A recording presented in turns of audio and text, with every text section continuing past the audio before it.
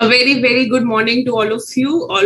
I hope everyone is doing fine in this festive spirit going around and also studying, which is the most important thing. So, in the previous class, we did our first chapter, which is chapter name, basic concepts. I hope you people practice the questions regarding tax rates, surcharge, marginal relief. In case anyone has any doubt before we proceed to our topic today, which is residential status, I'll be very happy to take all the doubts. Also, we have one topic left, I think undisclosed incomes, which is deemed income, which I'll prefer taking towards the end of the class once some part of the topic or some part of the chapter 2 is done today. So I'll share my screen.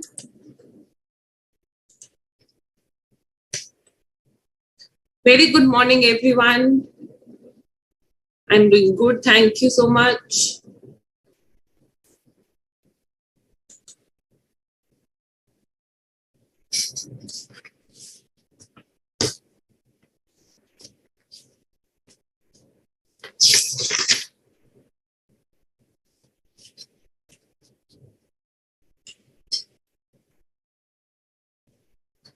What is TYK6? Harsh?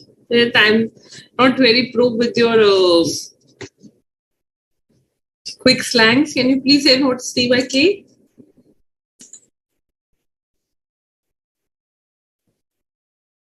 Test your knowledge. Okay. Just 1 second. I'm opening it.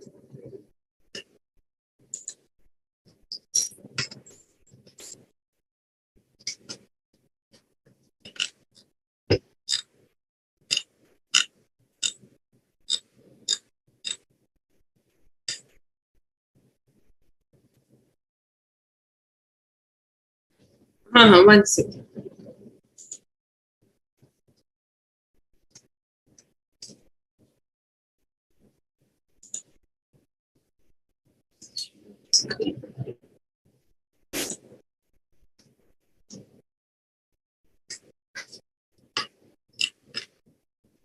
So question number 6.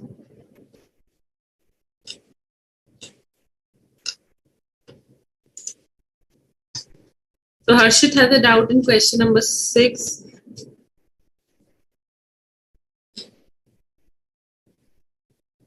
Okay, and then we have the maximum doubts in rebate. Okay, got it. So Harshit, this is for you. Please explain test your knowledge 6 question. Yeah. So the question is, Mr. Sharma, age 62 years and a resident in India, has a total income of rupees 2 crore 30 lakhs, comprising long-term capital gain taxable under section 112 of 52 lakhs, short-term capital gain under section 11A of 64 lakhs. Now, what is this 112 and 11A? These denote special rates of income. Again, I'll say, abhi ke liye, remember ki, what are the tax rates? What are the types of gains here? What is long-term, short-term? All of these things are waiting under your capital gain chapter, where you'll be understanding them in detail. Okay. Another income of 1 crore 14 lakh. Fine. Compute his tax liability for assessment year 23-24. Assume that Mr. Sharma has not opted for provision of section 115 BAC. Now, how did the tax on total income comes into picture?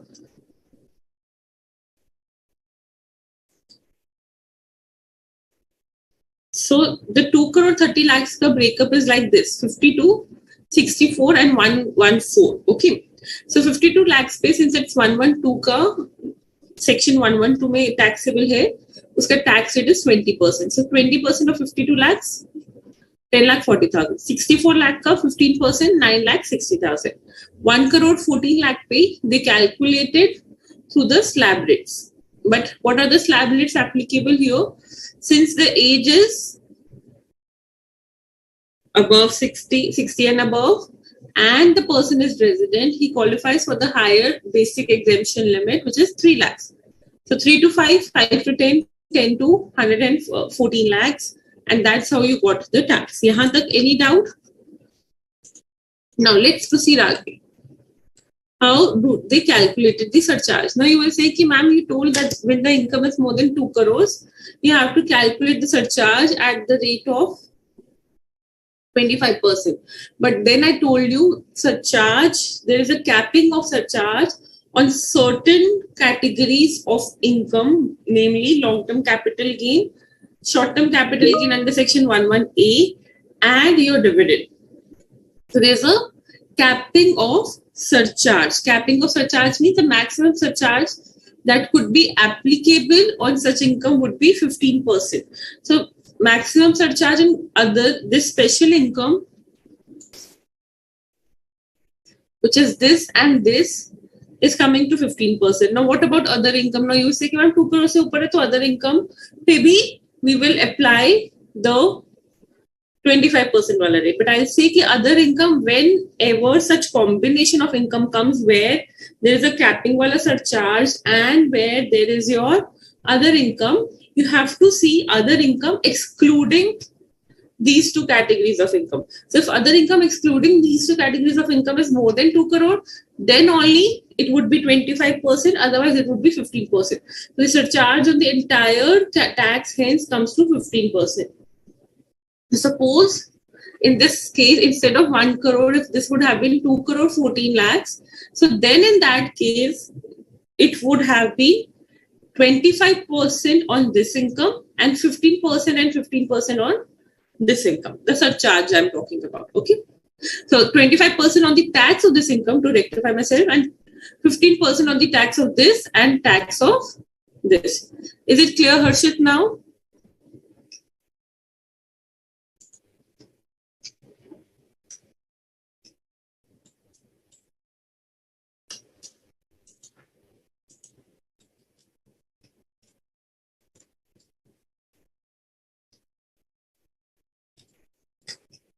So now you can compare it with 5 and 6 and you will get your answer right. Okay.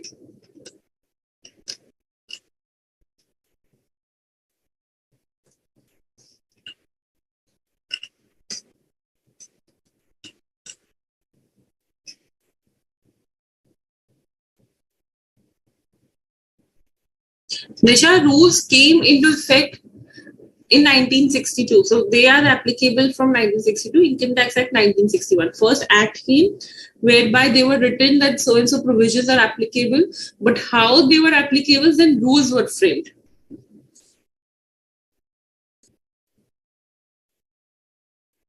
Pranev, I did not understand your query.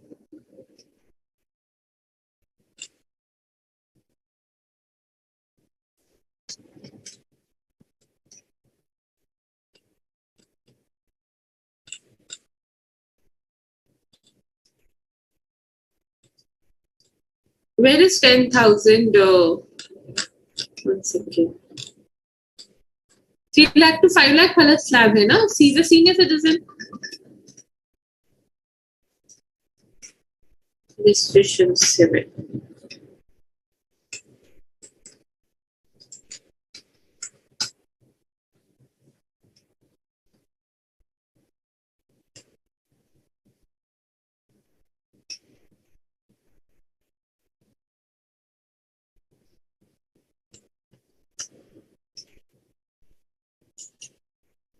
Can I request everyone to come on illustration 7? Now, illustration 7, there is something very interesting, which is unexhaust basic exemption limit.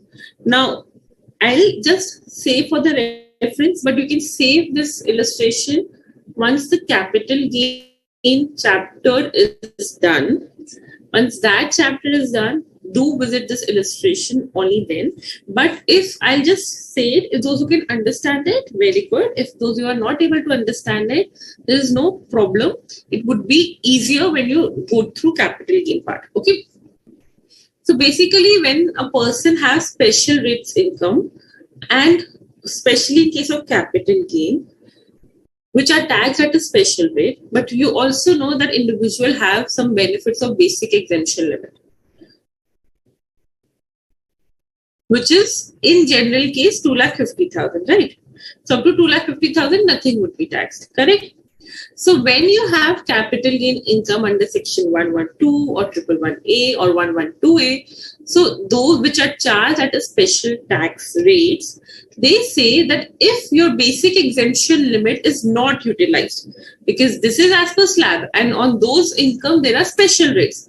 So then you can utilize your unused or unexhausted basic exemption limit from these special tax rates, income, and then whatever the balance come, apply the special tax rate on it. So since the person Dinesh has no other income, that means his basic exemption limit is not utilized. He did not take the benefit of it. That's why the amount which is not utilized, he's taking the benefit of it. And how is he taking the benefit of it? By reducing it from the special rate income and then only taxing the special rate income after exhausting his basic exemption limit. Okay, so basically the benefit which he has, he can use it for a special rate income first, the unutilized benefit, and then he can give tax on that special rate income. Okay. Now to the concept of rebate.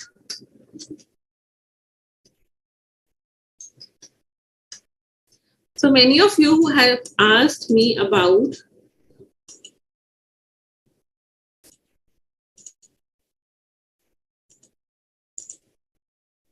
rebate. Ma'am, what is rebate?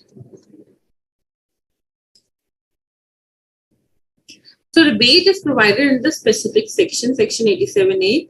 It's only for individual residents, individual who are residents. Now today we learn what is this residence concept, okay? And it is provided only when the net total taxable income is up to 5 lakhs. Okay, so when the net total taxable income is up to 5 lakhs, only then the rebate is provided. Rebate का क्या मतलब होता है? First of all, you have to understand that rebate means a sort of छूट, a sort of relief, not a relief because tax and relief term is different and rebate term is different, but a sort of discount which you are getting, right? So when you calculate the tax on income first of all, you calculate tax as the basic exemption limit, then you go as the slab. But when your total taxable income is up to 5 lakhs, so you have to be careful that you have to give them the discount.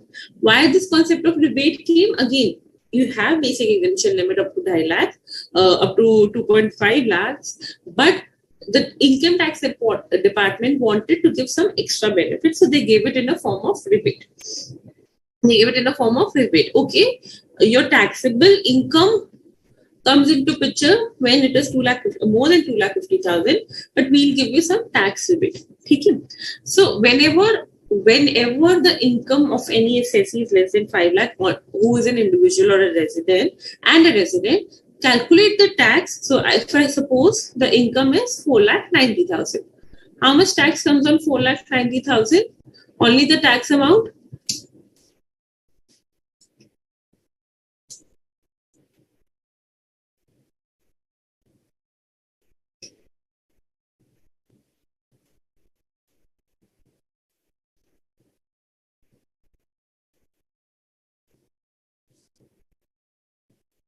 $12,000, right? On 245%, 12,000, right?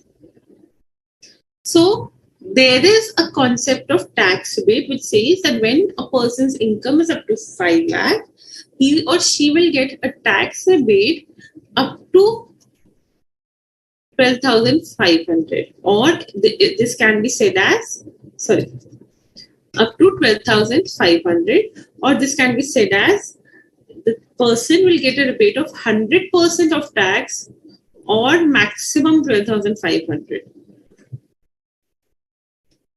So that does not mean that I will get 12,500, up to means the maximum amount. So 100% of tax would be the rebate, and hence no tax will come. So yes, with this rebate and with this provision, a person having income up to 5 lakhs does not have to pay tax, because even if the tax is becoming due, he gets the rebate on it. So you will not say that 5 lakh is my basic exemption limit. Your basic exemption limit is 2,50,000 only, but up to 5 lakhs, no tax comes into picture because of rebate. But here also remember it that you cannot say कि ma'am अगर मेरा 6 lakh income है और उस पे whatever tax is coming, उस पे can I reduce 12,500? No. The criteria of 87A moves out of the picture when the income crosses 5 lakh, even by 10 rupees. Okay? Or even by 1 rupees, I can say. So when your income is even 5 lakh 500, you cannot take the rebate. Also, there is one special rate income which is 112A. On this income, you never get the rebate. So even if your income of 112A and you have no other income, and if this income is less than 5 lakh, you will not get the rebate on this. Okay. Now the concept of rebate is clear.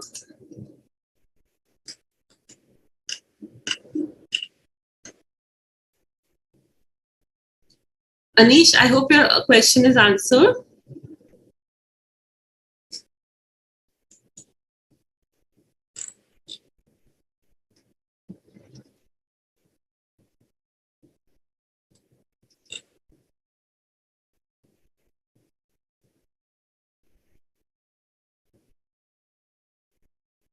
Kavita, what is this difference between two papers?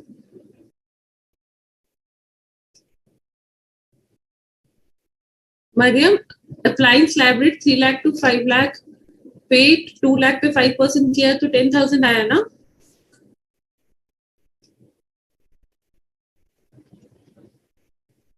Because other income is, Harshit, question 5 में, other income is more than 2 crores, that's why.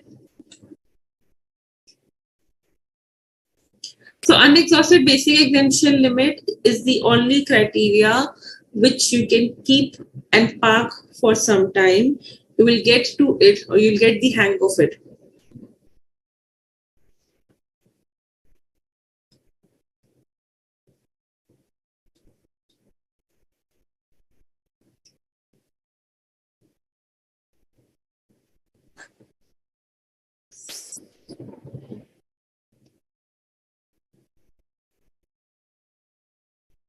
Because 112A Krishna is a section in which rebate is not applicable.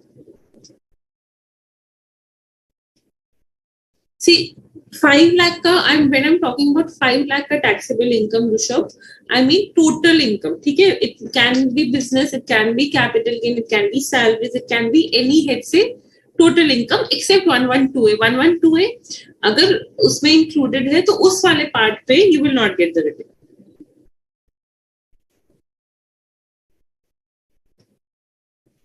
No, Raj, it is not that. Tax special rate incomes are always taxed as special rate. Other incomes are always taxed as slab rate. So, uske baad whatever tax comes, and when your total income is up to 5 lakh, then you can apply the rebate.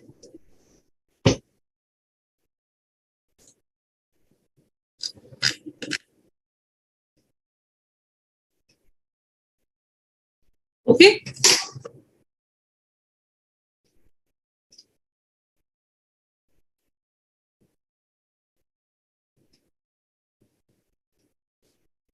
Income under section 112A is less than 5 lakhs, nahi milega rebate. The moment your total income crosses 5 lakh, from any head, rebate is out of question.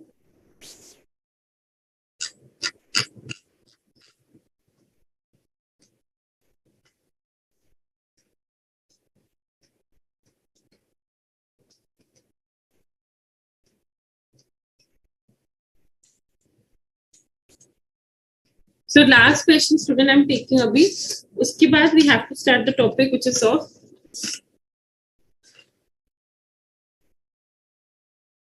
Note है under section 1.38 पे note है 115 BA से related whose question is this? Okay.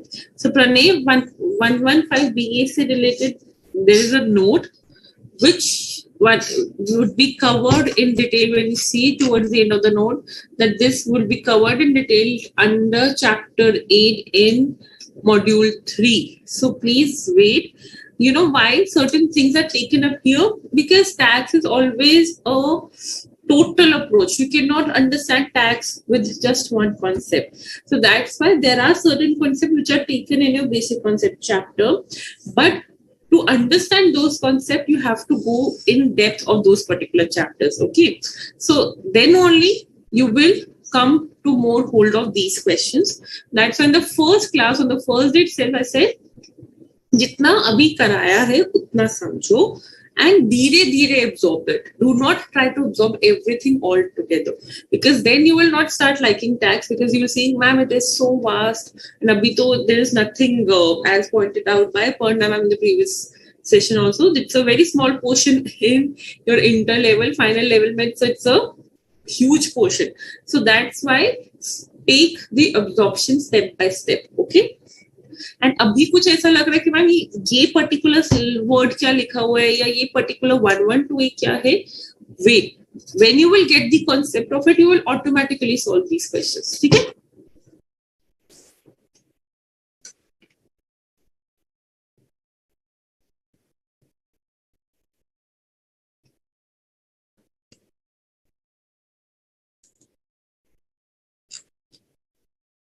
So now let's start the concept of chapter 2, residence and scope of total income.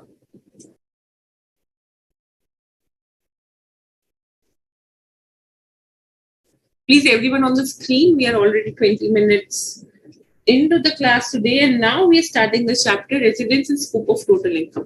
Now, first of all, why are we understanding this chapter? थोड़ा सा अपना understanding broad करते हैं. Let's understand why and who would be taxed. First of all, आप अपने घर में रहते हो, you stay in your home or you are staying with your family. Ultimately, you have to pay, you have to contribute in the running of the budget of the family, correct? Similarly, income tax approach se socho, from the concept of income tax. You're staying in a country, you're using their infrastructure facilities, you're using the various benefits which are provided by the government, then you have to pay tax on it. So income tax may worldwide, two taxing concepts are applied. Worldwide. One is source. Okay, from where you are generating the income, there the tax has to be applicable. And one is residence. Residence means जहाँ पे आप हो, जहाँ पे आप रहते हो, जहाँ पे आप actually maximum रहते हो, maximum जिस country का benefits utilize करते हो, infrastructure utilize करते हो, ecosystem utilize करते हो, वहाँ पे tax देना. ठीक है. तो एक जहां से इनकम अर्न हो रही है, दूसरा जहां पे आप रहते हो. सो टू से it in English, one from where you're earning the income, you're responsible there, but at the same time, one where you are staying, you have to contribute there also. So there has always been a fight between the source and the residence, source and the residence. Now, why I'm using the word residence, not citizen, I'll come to it also. So first of all, taxability, mein, there has always been a fight between source, resident, source, resident. So many countries around the globe have to come to certain criteria to tax their assessees, and that criteria are on a dual mixture of source and residential status. So what and how a person is taxed, because I'm sitting here today and I may be investing in a US stock market, earning there. Now, who should I pay tax to? To the US country, from who's basically using their ecosystem, I'm getting the money, or here from where I am able to financially get that independence and understanding and invest in the capital there. So that particular things are huge question in tax all around the world. Plus, with global economy being so integrated today with people earning incomes from various parts of the world, you cannot just have a smaller restriction, right? You cannot just have a smaller restriction. You cannot operate in your own world. You have to recognize various types of incomes, their source, their receiving status, and but before that, you have to identify the residential status. So now to tax a person, every country, or I should say maximum number of countries, focus on the term residential status. Now, what is the difference between residential status and citizenship? Now, citizenship is as per the country's law, which is given as per the constitution, that you become a citizen of that particular country. Residential status is a very dynamic concept. It is for a particular year.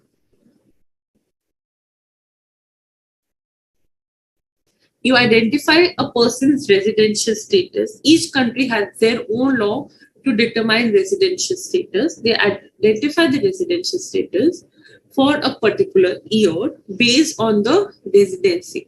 Now, residency ko simply determine karo based on the stay. The more I stay in a particular country, the more I become liable to pay tax to them.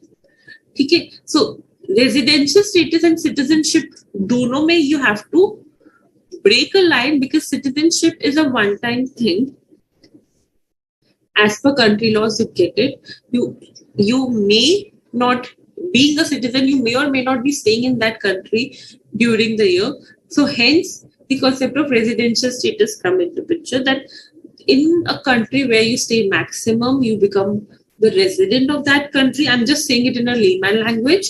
And obviously, in the country which you do not stay or stay for a very minimum period, you become a non-resident. So when you become a resident of a country,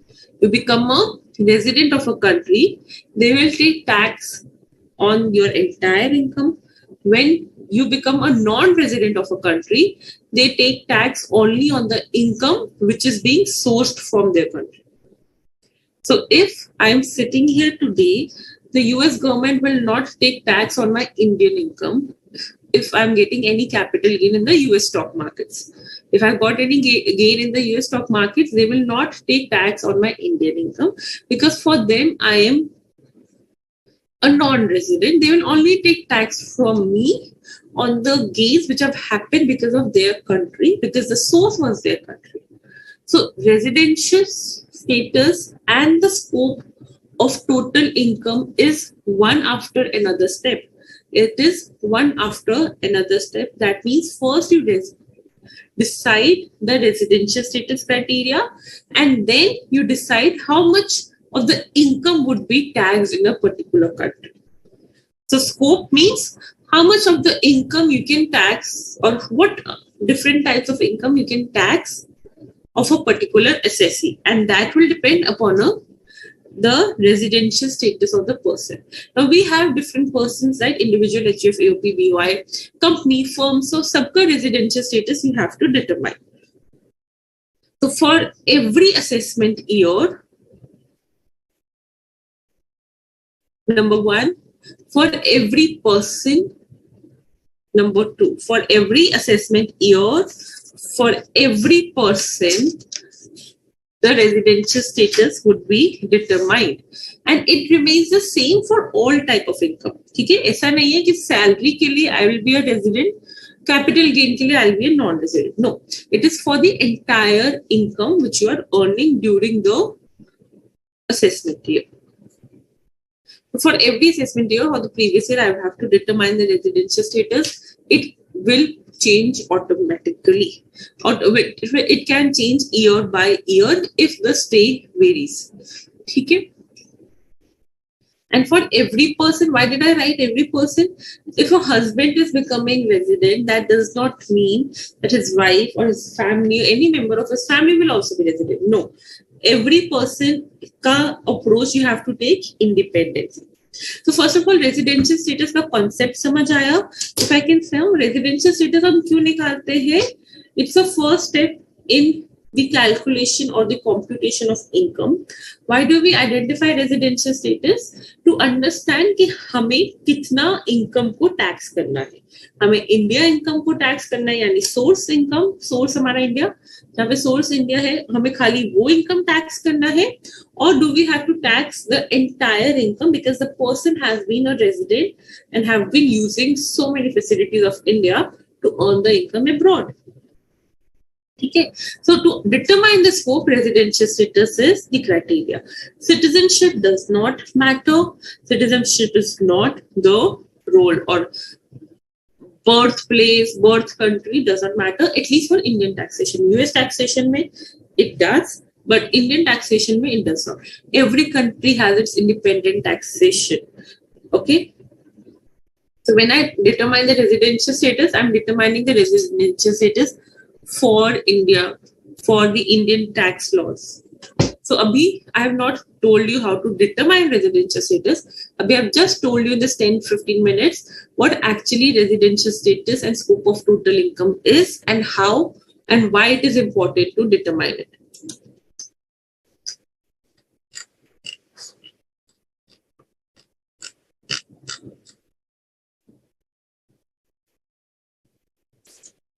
So Mahima, just wait for more time.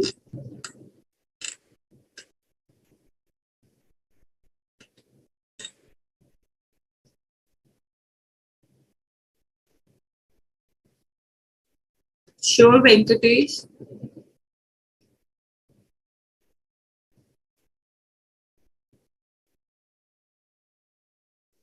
Ganesh, absolutely, we'll come to it.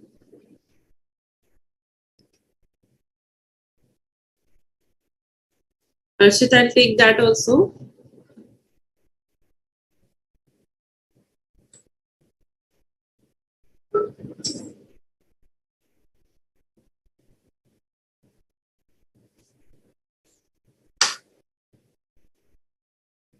Yes, Noor, absolutely, based on our residential status, our taxable amount, income gets varied. And coming to all of it, do not worry.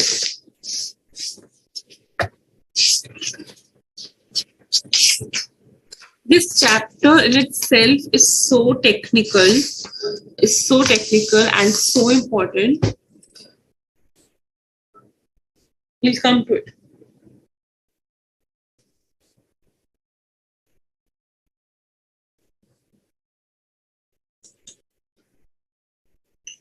Abhi, students, I just want you, did you absorb the concept of residential status? Okay.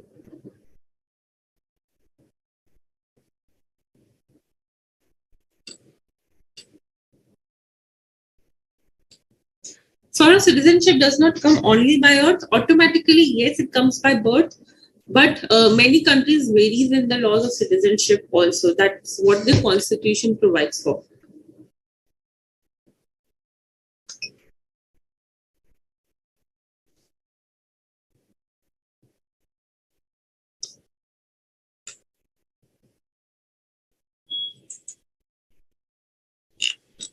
So let's begin, my friends.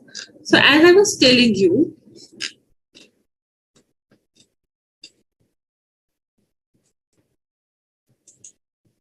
बहुत strange है residence scope of total income में. Scope is given in section 5, but how to determine residential status is given in section 6. So first, today the class focus would be on section 6, and then we'll come to section 5. First हम determine करेंगे how do we calculate the residential status, and then we'll determine on what base of residential status what type of incomes are taxed.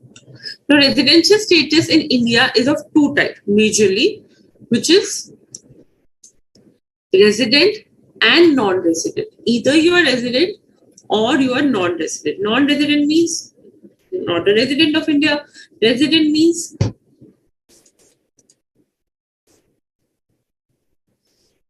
a resident of India. So एक concept ना before we proceed ahead, मेरे को लगता है किसी के mind में आएगा, or before we proceed someone will ask, ma'am, NRI are these same? No, those are non-resident Indians. I am not talking about Indians. I will not use the word Indians anywhere here.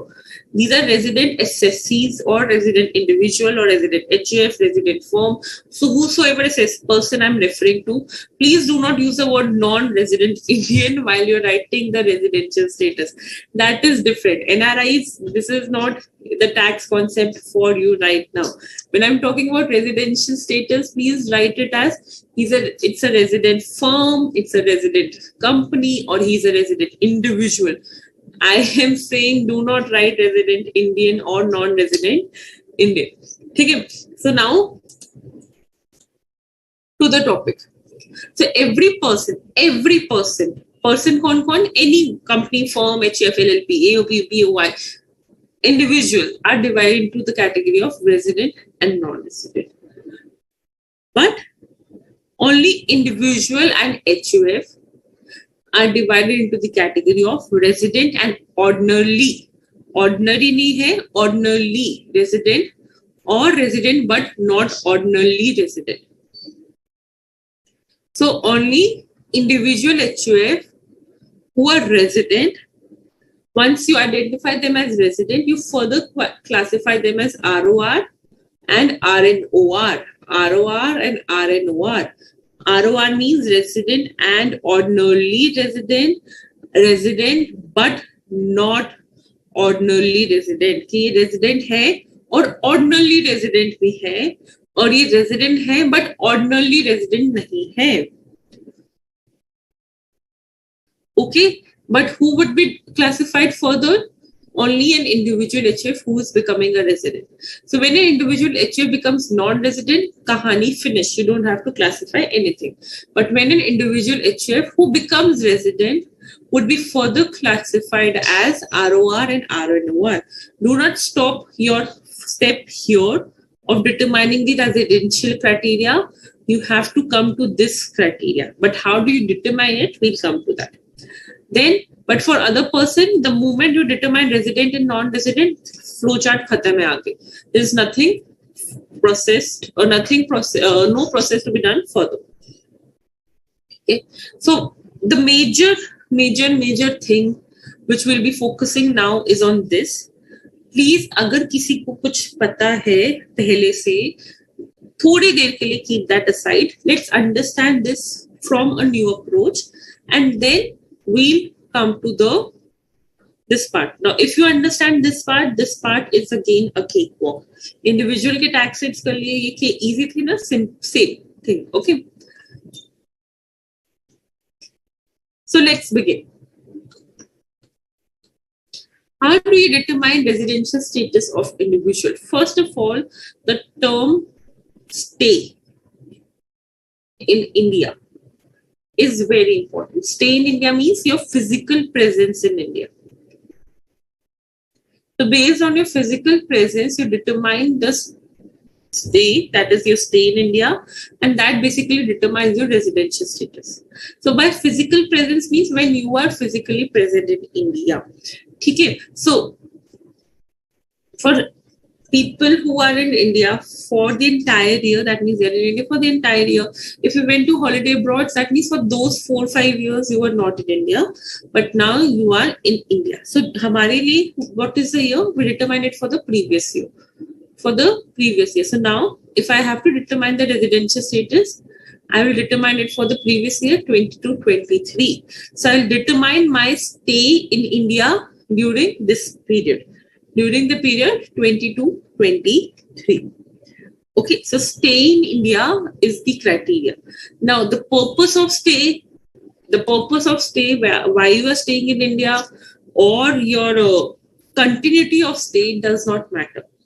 What did I say? Purpose of stay does not matter. आप India में पढ़ने आए हो, India में holidays पे आए हो या इंडिया में बिजनेस करने आए हो, does not matter. You are here in India, you would be counted, the physical presence would be counted. Okay. You are coming to India one day, you're going abroad the other day, then you're coming to India one day, then you're going abroad the other day. Does not matter. We will count the number of days you are in India. Okay. Now what to do with number of days? How will we determine the condition? So the idea is if you are in India during the previous year, for a total period of 182 days or more, which is almost like half a year, you become a resident. You become a resident. So if a person is in India during the previous year, so if in 22-23 I am physically present in India for 182 days or more, 182 days bhi hua, then also I'll become a resident. 181 days hua, I'll become a non-resident. अभी first criteria के हिसाब से, ठीक है. If I am in India during the previous year for a total period of 182 days or more, I'll become the resident. ठीक है, I'll become the resident. 182 days is not necessary to be continuous. It can be in breaks. It can be one day off in, does not matter. ठीक है. So the moment I am in India for more than 181 days. So please technically, अब यहाँ तो if you're writing 181 days, so it would be more than 181 days, or you will write 182 days or more.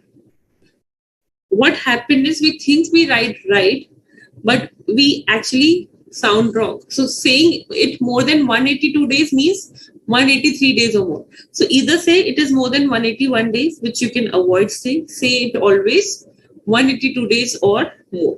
ठीक है, I'll become a resident. So ma'am अगर नहीं रहे तो will you be non-resident? नहीं, कुछ एक और wait करो जरा. There are more things to come. So 182 days or more if you're staying in India, you become a resident. Now what is India? First of all, India can be the whole territorial area definition you read, but also 12 nautical miles in the sea is from the Indian coastline. It's also your Indian area. So Indian coastline जो हमारा ऐसे map है, वहां से 12 nautical miles in any direction. If you're staying in that river waters, then also you are staying in India. Number one. Number two, how to determine that stay, ma'am? Simple है. If you for any period you're outside India, you can reduce it, or if you can calculate the period in India. Please be careful if you're reducing it, the period outside India. So see if your year is a leap year or not. So अभी 22-23 is not a leap year. इसमें 365 days ही होंगे. 23-24 में 366 days होंगे. So there are two approaches. One is calculating the days in India. ठीक है, you will come to 182 days. Some people do it 365 days minus days outside India. But please be careful, 365 days या 366 days. Okay? Clear? 182 days निकाल लोगे. But अगर आप 182 days नहीं गए, then there is another condition which you have to see. Another condition which you have to see is you have been in India during the 4 immediately preceding the previous year for a total period of 365 days or more, and has been in India for at least 60 days in the relevant previous year. Ma'am, ये क्या है? So to understand this, let's draw a flow chart.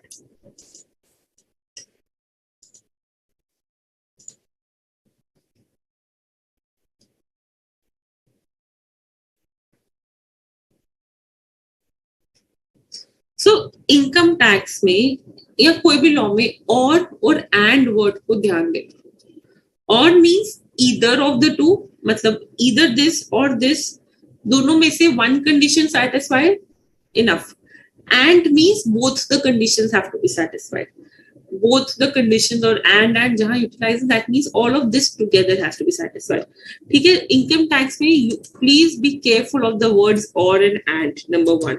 Number two, be very careful of the words may and shall. This is not relevant here, but may means ये हो सकता है, shall means ये होगा ही होगा.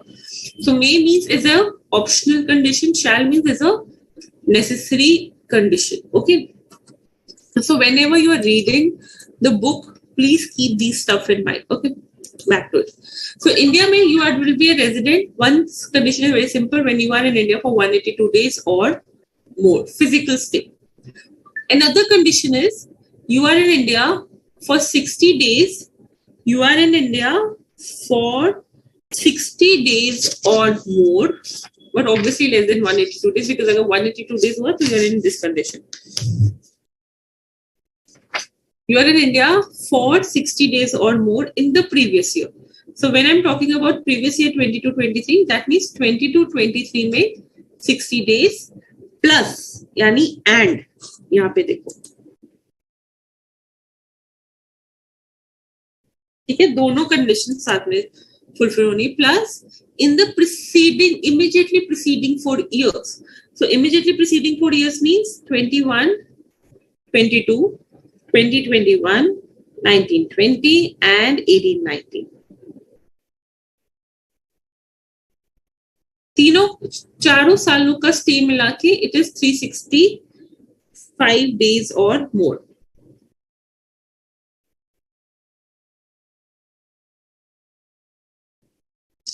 So the criteria is मैं एक साल में 182 days नहीं हूँ, no problem. Second criteria देखें, second criteria is कि at least 60 days तो हूँ, so 60 days or more.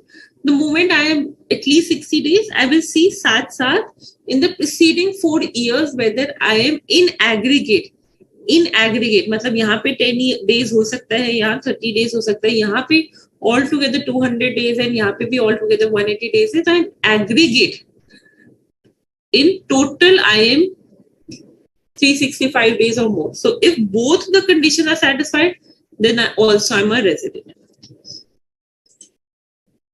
So either 182 days or more, वो नहीं हो रहा, that means if I'm not staying for such a long period in India, no problem.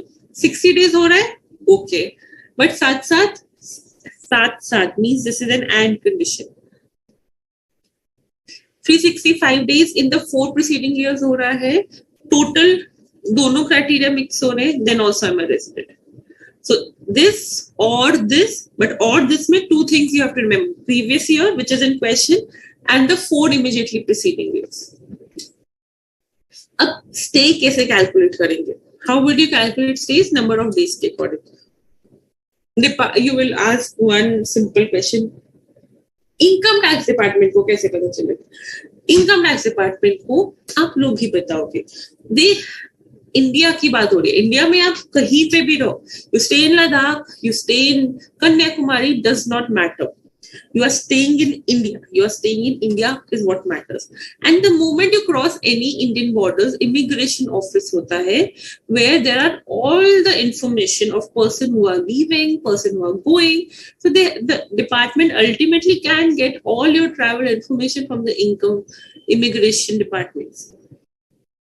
So don't worry about the department. Worry about getting your calculations right. Now, strangely, person who is staying in India, okay, listen carefully, person who is staying in India goes for holiday abroad. So suppose if I say you to determine my residential status, please listen carefully. I was on a holiday between 23rd July, I left from India. I was back on 15th August. And then I went again in my Christmas break, I hope so. So on 30th of December, I went and I came back on 13th of January. Okay. So how would you determine my residential status? Please listen carefully now. April में I was there for 30 days. May में I was there for 31 days. June में I was completely there for 30 days. Now for July. July को में how many days I was there? Now 23rd July को I went. I had a flight early in the morning. So how will I calculate my number of days in July? Now simple students, सबसे पहले the day when you are leaving India and the day when you are entering India, both the days have to be taken as stay in India.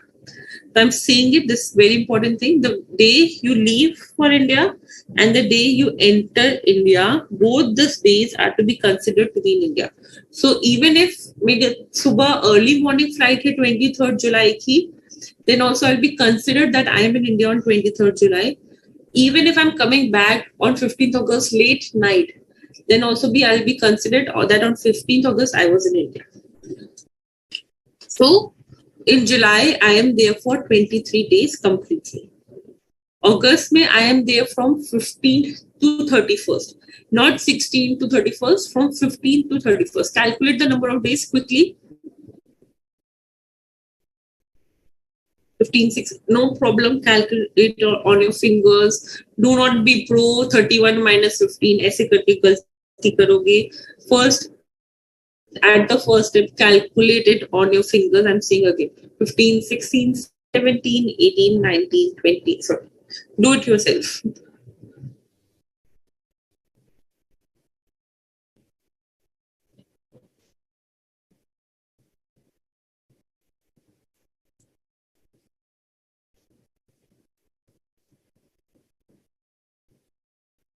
Is it coming 17 or is it coming 16?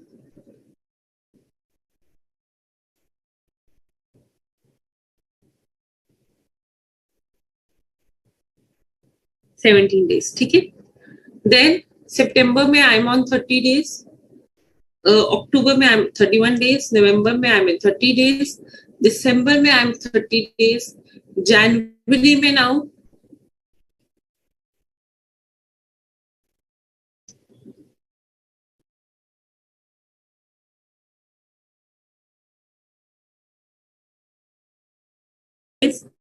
February 28 and March 31. So in total, how many days I am here? In total, how many days I am there in India?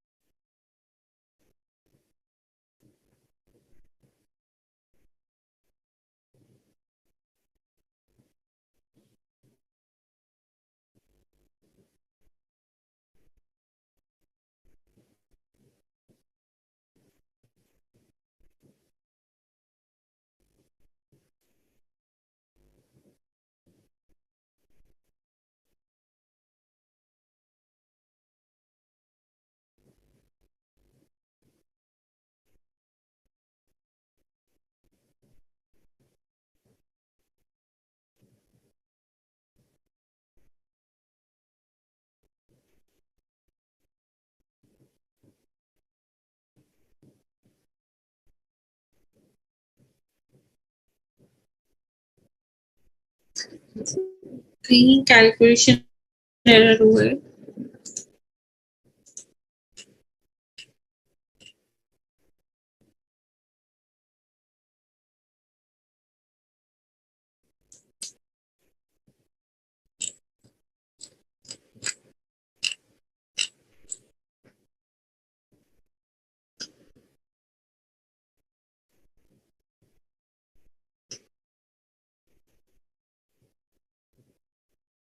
Stay in India, students, when you're leaving India, when you are coming in India, both the days would be included in India.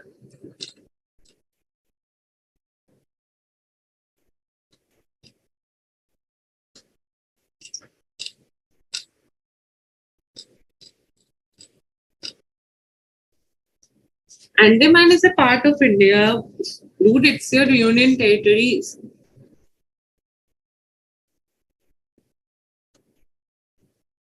तो जो भी मैंने सबसे पहले request किया था कि अगर आपको deemed residence, ordinary resident, wait step by step please. ना मैंने गणेश, ना मैंने इंडियन सिटीजन का वर्ड यूज किया, ना इंडियन ओरिजिन का. Why?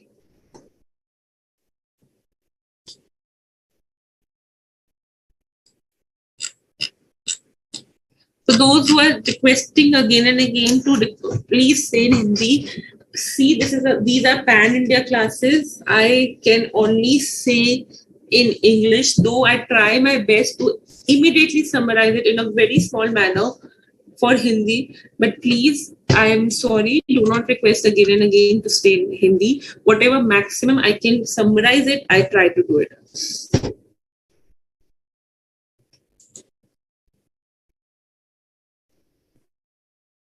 Even if you're flying, see, immigration क्या होता है? once you enter the immigration department, वहाँ पे ठप्पा लग जाता है that this so and so person is now and has entered India or arrived India. So when you are at the immigration desk, उस दिन का वो stamp counts as you stay in India. When you're leaving also, they arrive. So if you have traveled abroad or if you have seen passport of someone who has traveled abroad, you will see वहाँ पे लिखा होगा departure India, arrival India. So both those days you will include.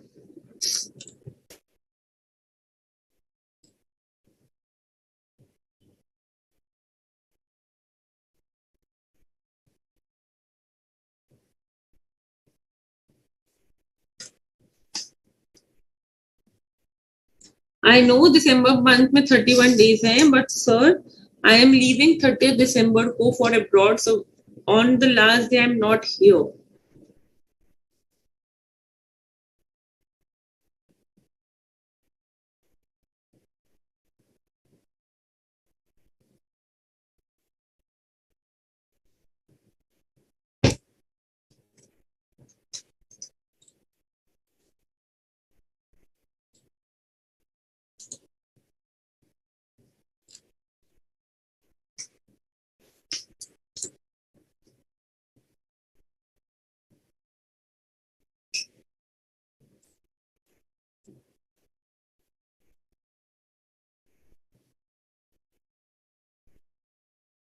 It's 3:30, my friend. So अभी जो out of India वाला stay exclude करके कर रहे हैं, प्लीज डोंट एक्ट स्मार्ट. अभी फिजिकल स्टे से करो इन इंडिया से. ओके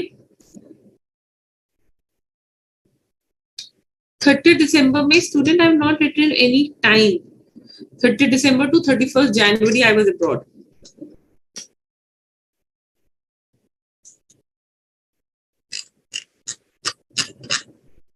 अभी जितना यहाँ पे क्लियर हुआ, तो if as per first condition I am resident, 182 days proof हो गया, there is no need to check the second condition. If by first condition I am becoming resident, there is no need to check the second condition. Second condition, when will I check? When I am probably in India for 120 days or 130 days or 110 days or 80 days or basically anything more than 60 days, then I will check the second condition. So 60 days wala criteria met. Also in the immediately preceding ka matlab, I am talking about previous year 20 to 23. So the immediately preceding 4 years means jo just isse pehle 4 years hai. The immediately preceding year means the year just before this year. So first, second, third, fourth. Okay, these are called immediately preceding years.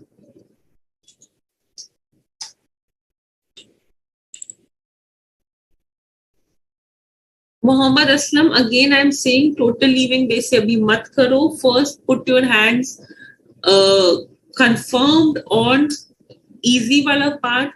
थोड़ा सा लेंदी है, पहले उसको confirm करो, then you go to minus वाला approach.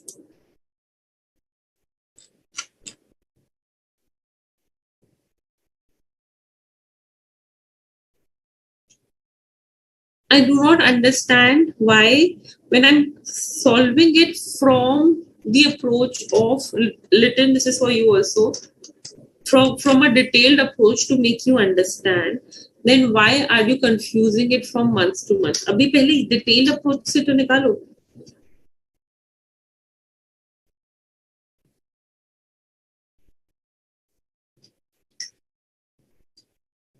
Lytton and Mohammad, if you really want to calculate from the minus approach, then calculate from 24th July to 14th August would be the outside period, and from 31st December to 12th January would be the outside period.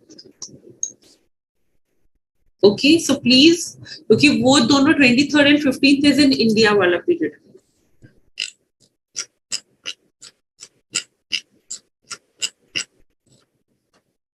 Paper में भी try to be double sure with both the stuff. Okay.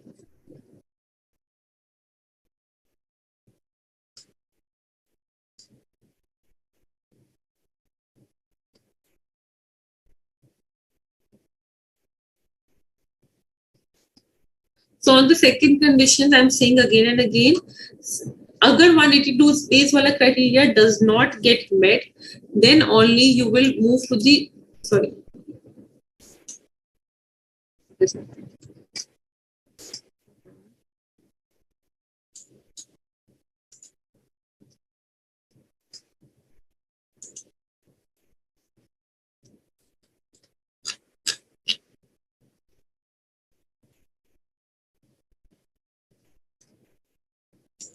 Yeah, so if 182 days criteria is not met, then only you will move to the second criteria, and then that too only when you're in the current previous year, when you are 60 days or more. In the current previous year, you are 60 days or more, then only you will move to the second criteria. And 60 days se less, so you are non-resident. Either of the condition gets satisfied, you become the resident. 60 days ho gaya India mein, in the current previous year. So baki previous years mein, you have to calculate the total. If the total comes 365 days or more, then only you will be a resident for what year? For the previous year 20 to 23. I am determining it for previous year 20 to 23. So someone asked, ma'am, यहाँ पे 200 हो गया तो ये वाले साल के लिए तो रहते, अरे does not matter. Abhi my focus is on 20 to 23. So for 20 to 23, I have to see 60 plus 365 days or more in the 4 preceding years. यहाँ पे 200 हो गया, 182 days हो गया, वो resident बना नहीं बना, that is that previous year का question. I am focusing on this year. So this year के लिए I have to see 60 days or more of this year plus 4 का. Total condition both satisfied, then resident. So first would always be to see this. If not, then see this. Clear? Any doubt? Abhi pakka se clear. We'll do questions, do not worry. Step by step. Very good, Harshit.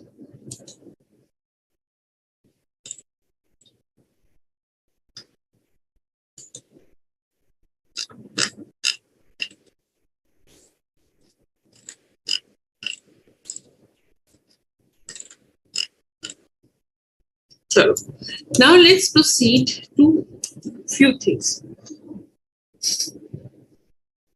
Exceptions. Now exceptions को please ध्यान से सुनना.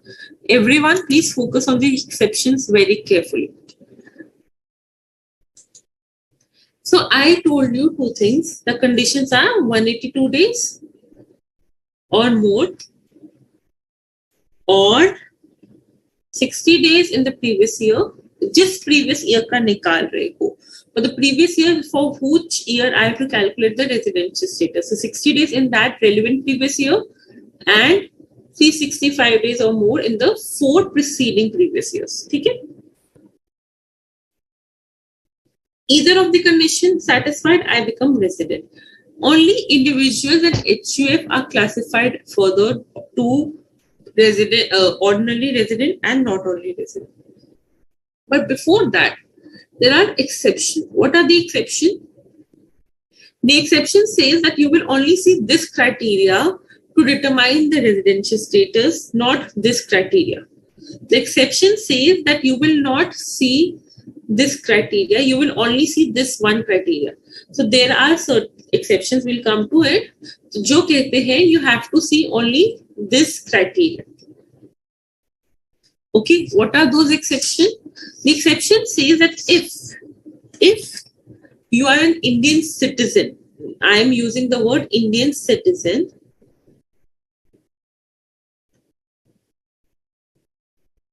who leaves India during the previous year for purpose of employment outside India. For purpose of employment outside India, exception number 1. I am an Indian citizen. I am leaving India for purpose of employment outside India. I am an Indian citizen leaving India for purpose of employment outside India. Now, what is this purpose of employment? First of all, I am writing employment. I am not writing studies. I'm not writing medical grounds. I'm not writing medical treatment. I am writing purpose is leaving India for employment.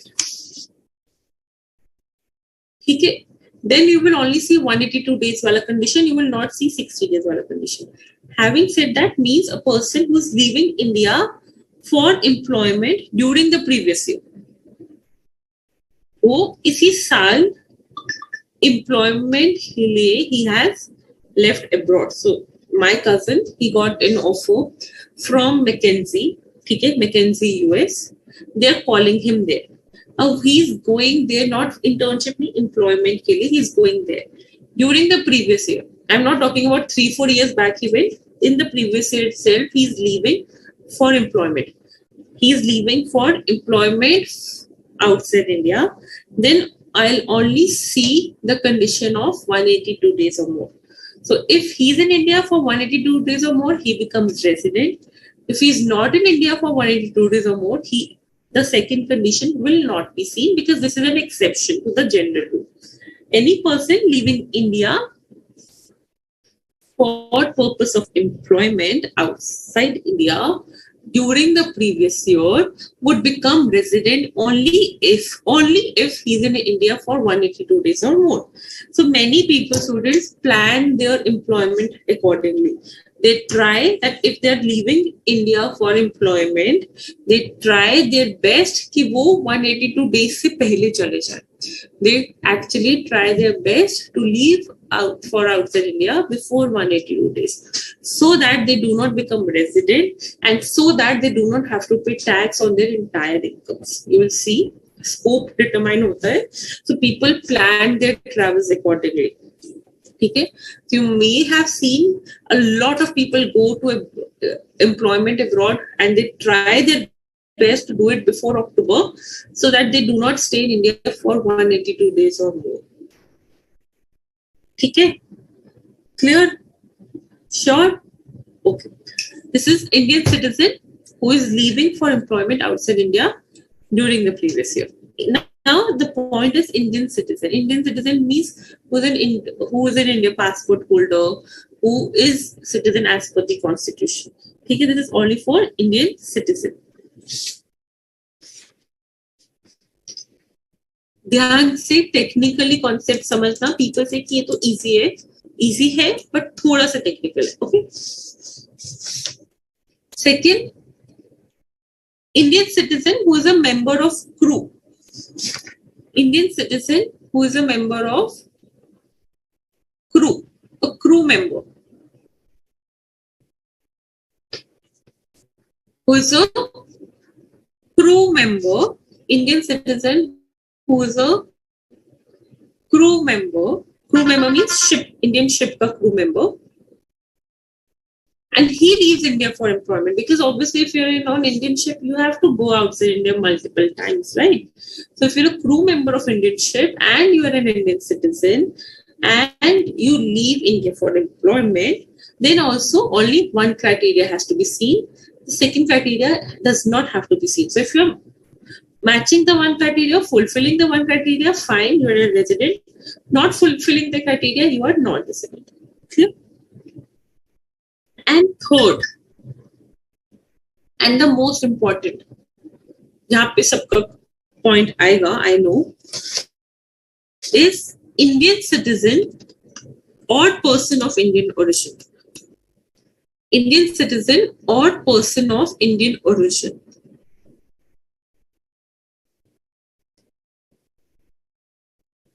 Who generally stays outside India, comes to visit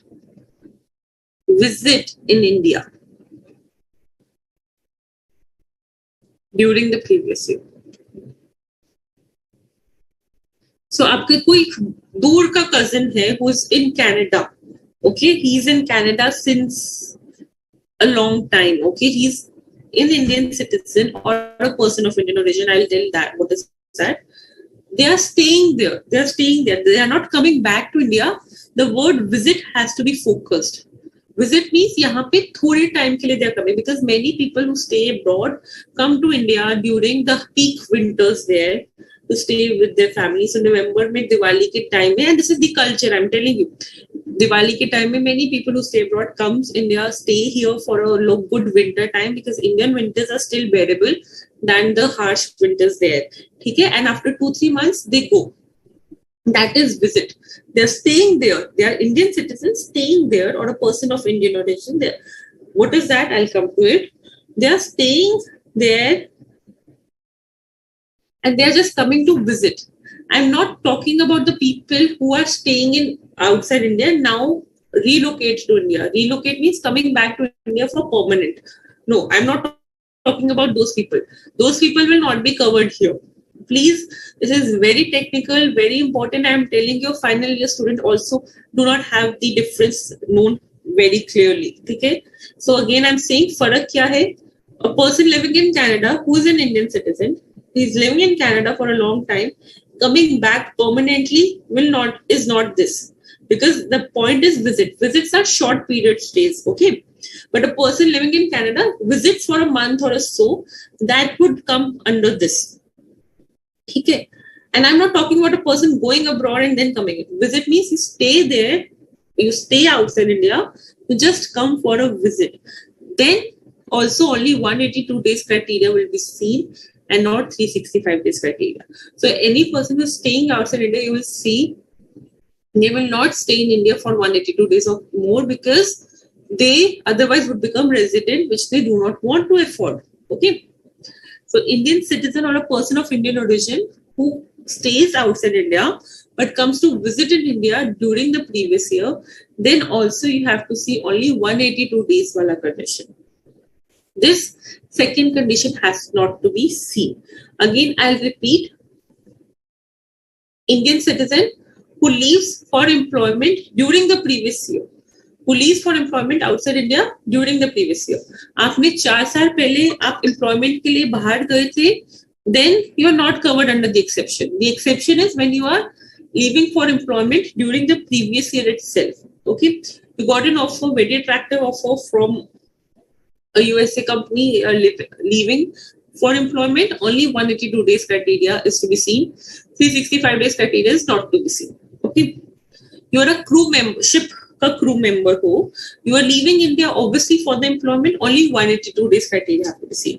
You are an Indian citizen or a person of Indian origin staying outside India, coming to visit in India during the previous year, only 182 days criteria has to be seen. No other criteria has to be seen to become resident or non-resident. But all of these things would only happen when your income is, when your Indian income, ये बहुत latest change है. This change came only 2 years back. When your Indian income does not exceed 15 lakhs. Does not exceed 15 lakhs. Then only these 3 exceptions would apply, which we just discussed. Okay. Now time for your doubts. Questions करेंगे. Do not worry. Let the concept be clear.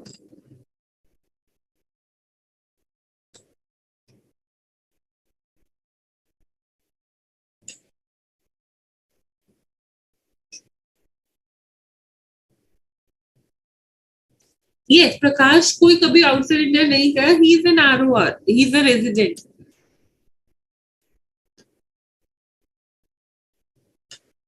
Internship is not counted as employment. See, employment means shifting your economic interest. Your economic interest was in India, okay, for a long period. Now you're shifting your economic interest. Economic interest क्या होता है? From where you will be earning your main incomes. You're leaving India for medical treatment, does not matter. You're leaving India for scholarship student, nahi. Exceptions may you are not covered. Now coming to person of Indian origin and citizenship. Indian citizenship means you are a person as per Indian citizen law. Indian citizen law may, if you're born in India or if you stay in 7 years in India, you become Indian citizen, right? That is Indian citizen. Now, what is person of Indian origin? Before independence, what was undivided India? That means Pakistan, Bangladesh, all of these things is undivided India. Okay. So before independence, जो India था, that is called undivided India. So if your parents or if your grandparents were born in undivided India, you are a person of Indian origin. That means आपका roots India का है. So as per income tax, the Pakistanis or the Bangladeshis are person of Indian origin because their parents or grandparents were born in undivided India. Yes, that is only up to the third generation. Fourth generation onwards, or fifth generation onwards, it may not be right. Okay, so person of Indian origin means when your parents or grandparents are born in undivided India. Okay, you are a person of Indian origin automatically. Even if you are born abroad, but your grandparents were born in India, undivided India, you are a person of Indian origin. Meg, what is your question?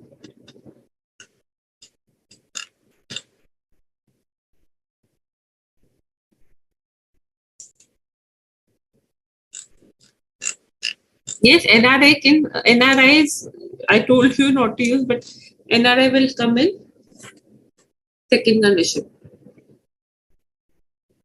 Yes, Ganesh. So if grandparents are born in Pakistan before 1947, which is present Pakistan, but ultimately it was undivided India, you are a person of Indian origin.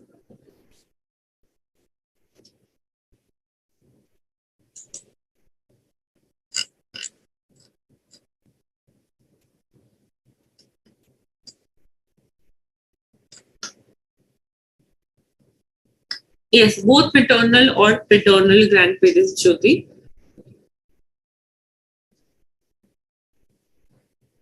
What is your doubt, Litin?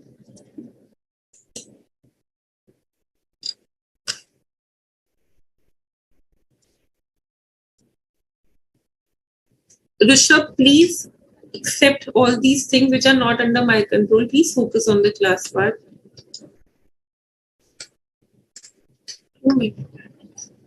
Okay, so quickly on the part which you have devised up till now. India may you become resident for individual. Please, everyone on the screen, India may become resident as an individual if you stay in India for 182 days or more in the previous year. Assessment year mein you are here or not here, you were always here, does not matter. For the previous year, you have to stay in India for 182 days or more. If not, if you are in India for 60 days or more and for 365 days or more in the immediately preceding year, you become resident. But second condition would not be seen, it is out. First condition only has to be seen when we are talking about Indian citizen leaving for employment outside India during the previous year.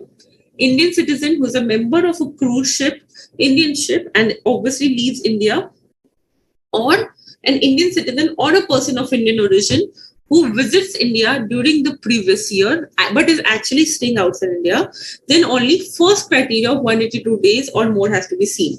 If that is not met, these all people are non-resident. If that is met, they are resident. Okay, but these three exceptions which I talked about would only be when their Indian income is up to 15 lakhs. Indian income means India का source income. ये चीज डाला है income tax ने, they have added it only very latestly. Earlier there was this no criteria.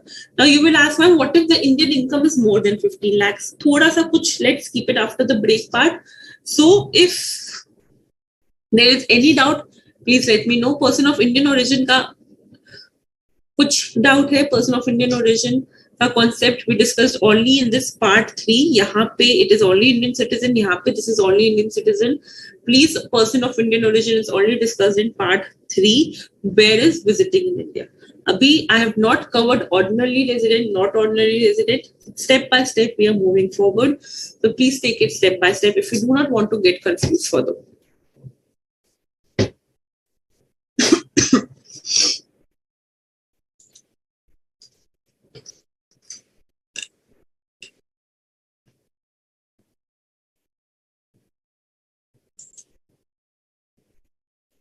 Undivided India का concept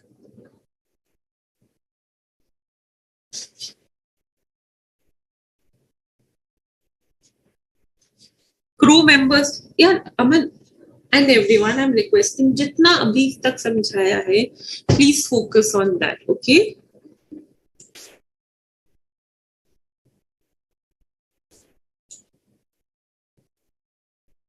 Correct. All these three exceptions would apply if the person is having an income up to 15 lakhs. So, all my dear friends, abhi we are moving towards break. We'll be back in 10 minutes.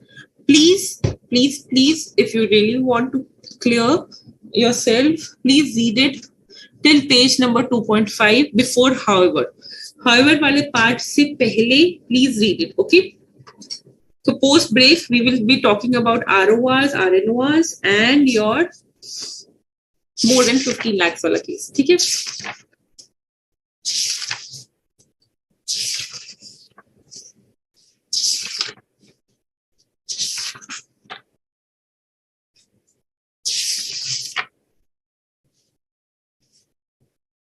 ठीक है? So see you after break in 10 minutes. Have something to eat, fresh up yourself, do drink a lot of water, and if you get still time, you can read it up to a small page of 2.4 and 2.5, say however se pehla wala point. Okay, so we'll be right back. Thank you so much.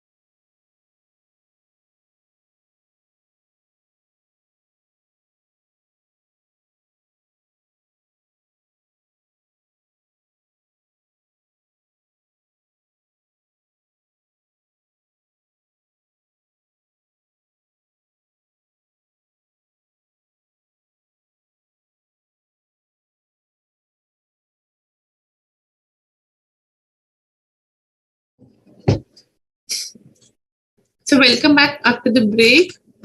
I hope you got time to read the one page. Let's start. 1 second.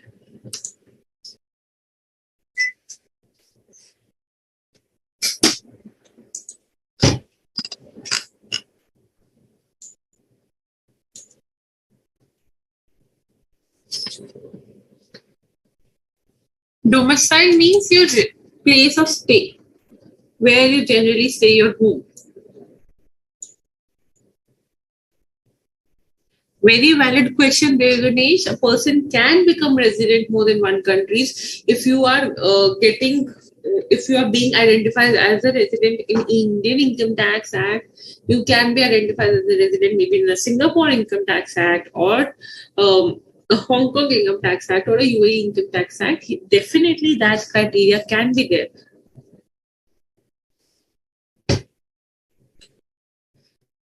So the exceptions are simply if a person who is an Indian citizen member who is leaving India during the previous year for employment, that means he's shifting his economic interest now outside India, or a person who's an Indian crew members who's of an Indian ship, he's leaving India, or a person who stays outside India and is an Indian citizen and a person of Indian origin comes on a visit, only visit. Term stay, visits, इस identify करो. Visit means a short period of stay just to come, meet your family members, come on festivals, go. That is visit. You're not relocating. थोड़ी देर India में आके you will go back only. Okay. In all these criteria, and if your income does not exceed 15 lakhs, then only one condition has to be seen, which is 182 days or more. And income, I mean Indian income. Indian income does not exceed more than 15 lakhs, then only you have to see the criteria of 182 days or more to see whether you are a resident or not. 60 days and 365 days wala criteria is not to be seen. Clear everyone now? Shall we proceed? Okay. क्योंकि अभी और भी चीजें आने वाली है, so please understand it. So Ramchandra asked me why Indian law has not considered citizenship. See, citizenship is not that dynamic. Citizen, you can be of one place only, okay? And on the contrary, residential status is very dynamic. Your economic, it depends on various factors. Your economic interest, where your economic interest is there, where for the larger period you are staying in a particular country. So basically every year these interests can change. So that's why residential status is a more relevant and the only concept when we talk about determination of income. Okay.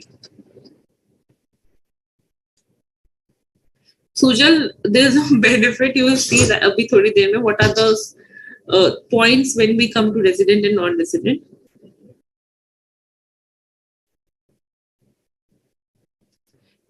Wala asks if a person is not citizen or his income is not more than 50 lakhs, so the 60 days condition should be taken. Obviously, if you're not covered under exception, then 60 days condition has to be considered. Now, listen carefully, okay?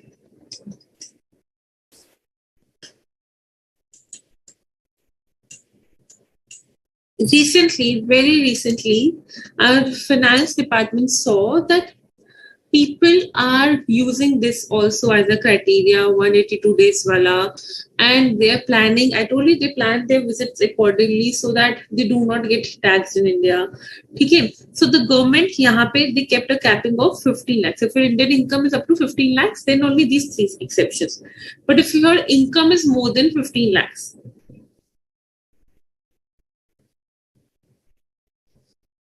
income means Indian income. Indian income means Indian source income. Abhikele, you remember this.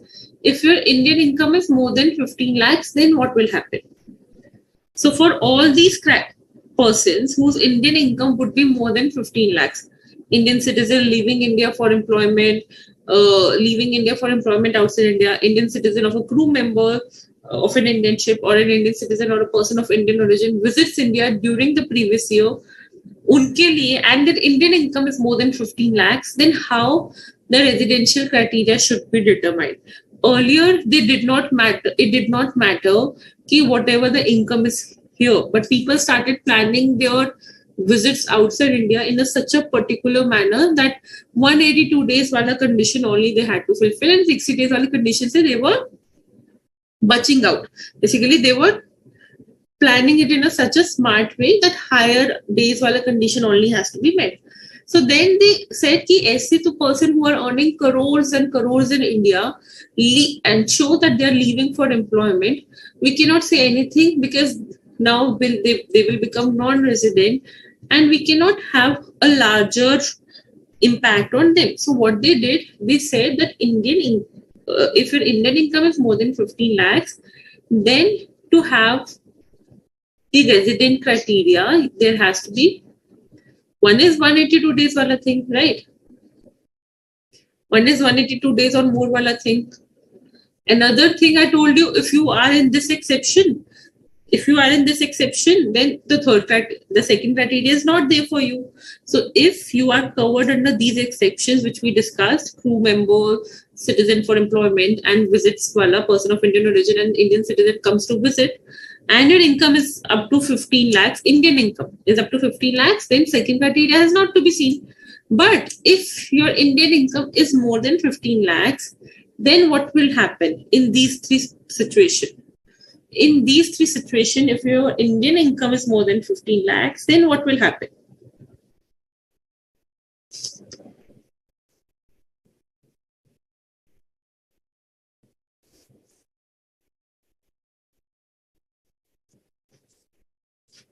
Then what will happen? One condition is 182 days or more. If that is not met,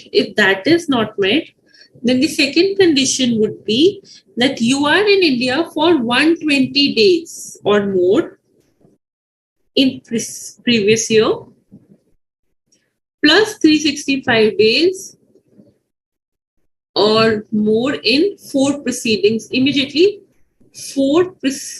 previous years.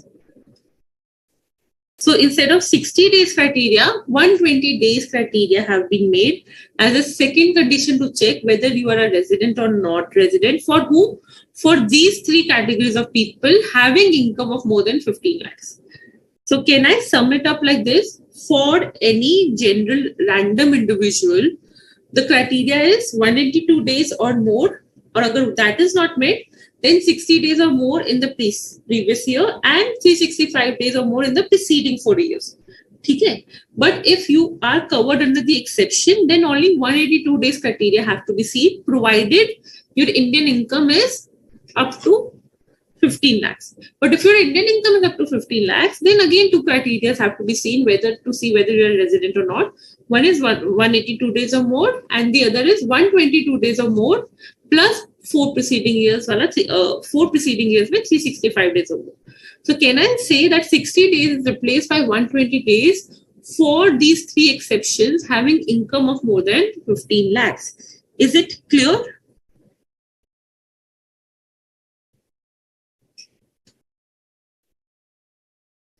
Is it clear? Any doubt?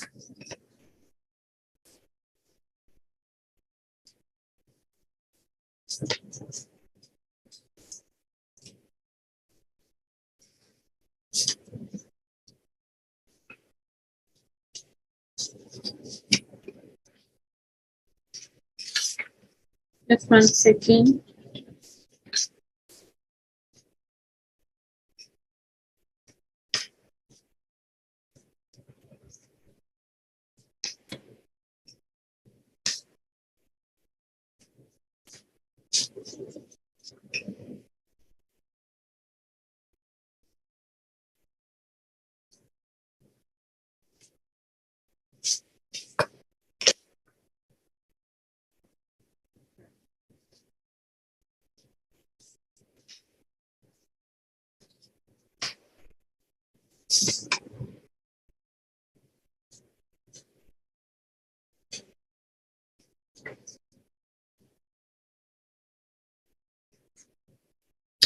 Sorry, one thing.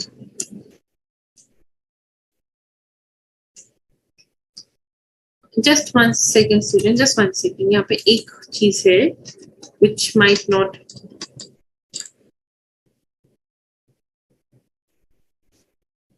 Just 1 second.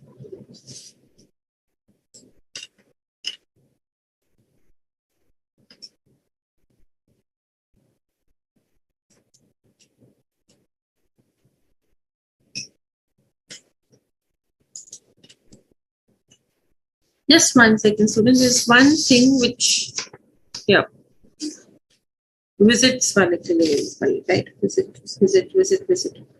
Okay.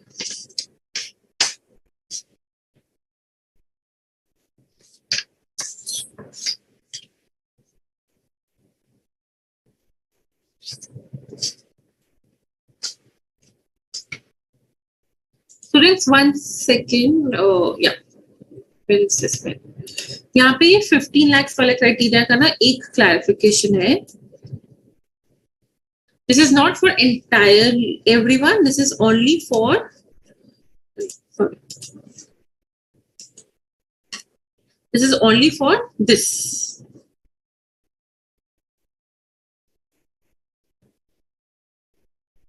Third category, Indian citizen or person of Indian origin coming for visits in India. Indian employment wale ke liye, this is not the criteria. Indian employment wale ke liye, there is another deemed resident wala concept. This is not there. Sorry. So 15 lakhs wala criteria is for this. The income is, I'll repeat it again. If the income is not exceeding 15 lakhs, Indian income is not exceeding 15 lakhs, then for Indian citizen or person of Indian origin who comes to visit for India, you have to check only 182 days wala condition.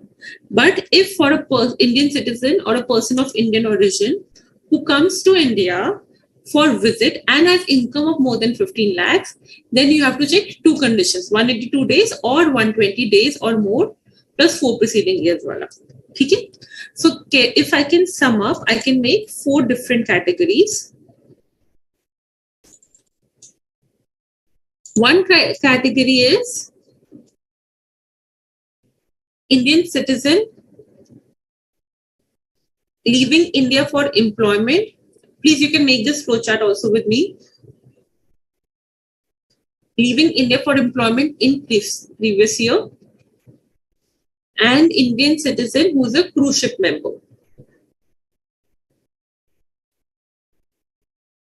ठीक है? इनके लिए the criteria to become resident is 182 days or more. There is no other criteria. This is number 1.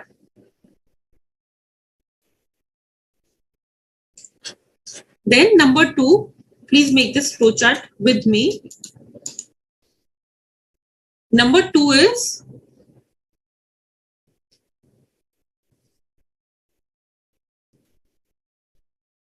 Indian citizen or person of Indian origin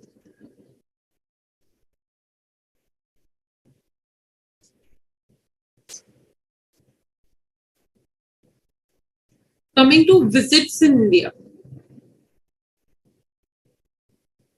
Coming to visits in India during the previous year.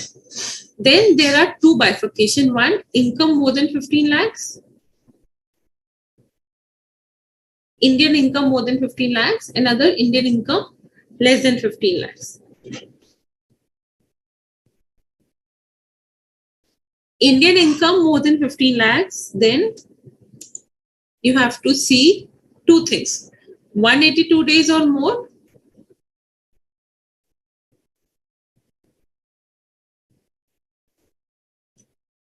Yeah, 120 days in the previous year and 365 days in immediately 4 preceding year. Okay. Then if it is less than 15 lakhs, then only 182 days wala criteria you have to see.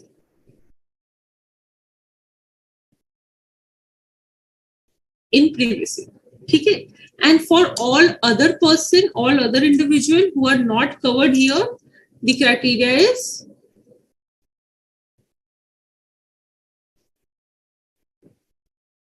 The general one, 182 days or more,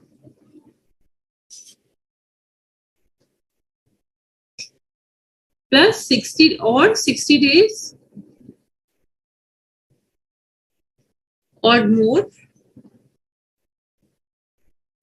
plus 365 days in the 4 preceding years, immediately preceding the current relevant previous year. ठीक है? So जो 15 lakhs वाला condition था, which we were discussing earlier, is not applicable for everyone, but only for this Indian citizen or person of Indian origin visits India. ठीक है? For them, the exception is 60 days. Now you can see it once, mark, prepare it, and tell me if there's any doubt.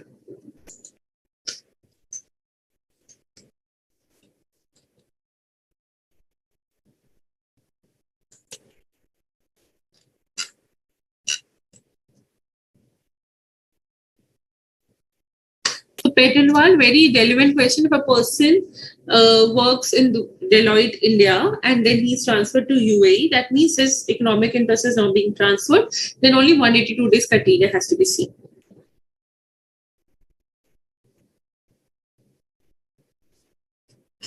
Okay, you can make a note of it. This would be the easiest method through making it flowchart. Yes, Yogesh, as I answered earlier, a person can be resident in two or more countries.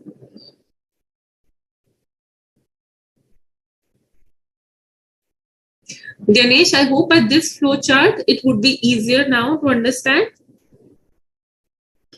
Yes, अगर 15 लाख से ज़्यादा हो जाएगा राष्ट्रीय, then you have to follow the 120 days wala criteria, but this is only for 15 lakhs wala, only is for Indian citizen or person of Indian origin, person who stays outside India and comes to visit in India. Domicile, Mahima, as I told earlier, is your stay, where you stay. Your home. Your home can be anywhere else.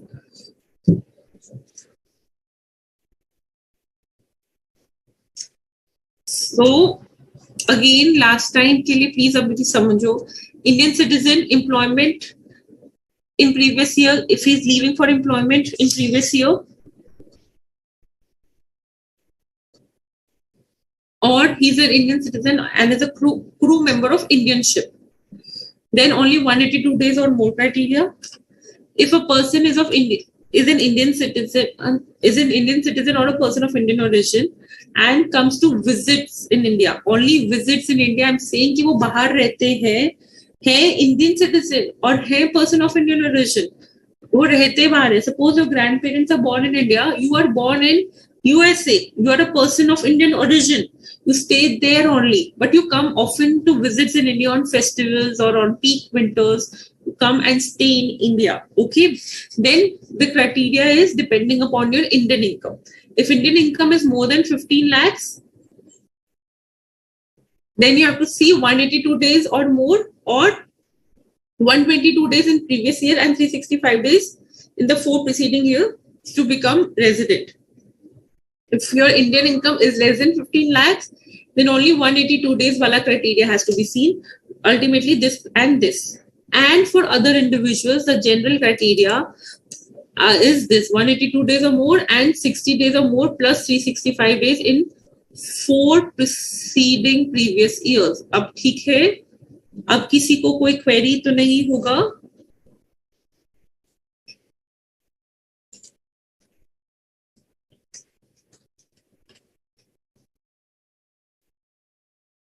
Mahek, is it now clear? I hope everyone, we have done it through the flow charts, and now flow charts it has become easier. Perfect. So let's proceed now to stage 2. Habit बनाओ, साथ notes बनाने की रश्मि, habit बनाओ. Notes will always be provided, but खुद notes बनाने का habit started from day 1 itself. Okay, perfect. अब किसी को, I hope with this flowchart it is easier. अब यहाँ पे स्टोरी एंड नहीं होता. For individual story does not end here. The moment you become resident और the moment you become non resident, the story end. But the moment you become a resident, the story still continues of your residential status. अब ये story क्या है? So once you become resident, यानी once you become resident means that you have fulfilled 182 days wala criteria or 120 days wala criteria or 60 days wala criteria as applicable. Then the story continues further. Then what happens? You become an ordinarily resident. Ordinarily. ROR or RNOR. Now, to become an ROR, the condition is quite typical. Listen carefully. The condition is that you have to be resident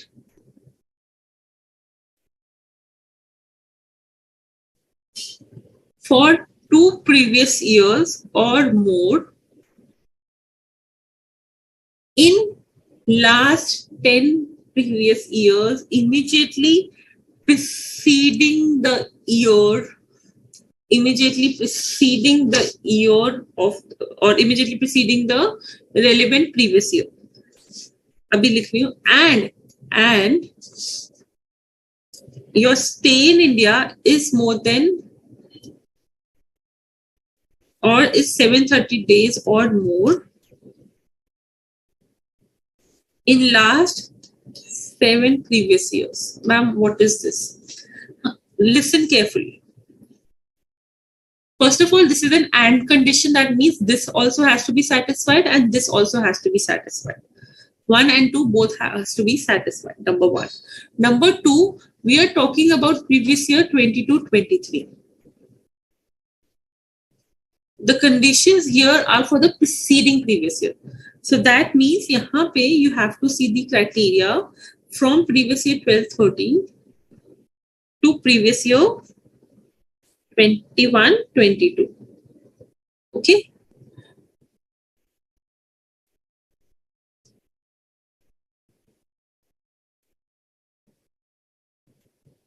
And yahan pe you have to see from previous year 12-13 to previous year 18-19. Okay. Ab ye hai kya? So they are saying to become an ordinary resident. These are all the laws which are made. This is not something which I am making. Okay. So don't say, ma'am, itna complicated kyun? No problem. Okay. So for the previous year 22-23, if you have become resident, the story does not get over. You have to further qualify yourself as ordinarily resident or not ordinarily resident. When you will become not ordinarily resident is when you are a resident for 2 previous years, any 2 previous years out of these 10 years. Out of these 10 years, which 10 years? जो पहले के immediately last 10 years जो है, this is my relevant previous year, जिसके लिए मैं residential status निकाल रही हूँ. So the residential status for which year I am calculating is my relevant previous year. So I have to see for the last 10 years, which is from previous year 12-13 to previous year 21-22. In these 10 years, if I am a resident for any 2 previous years, that is sufficient.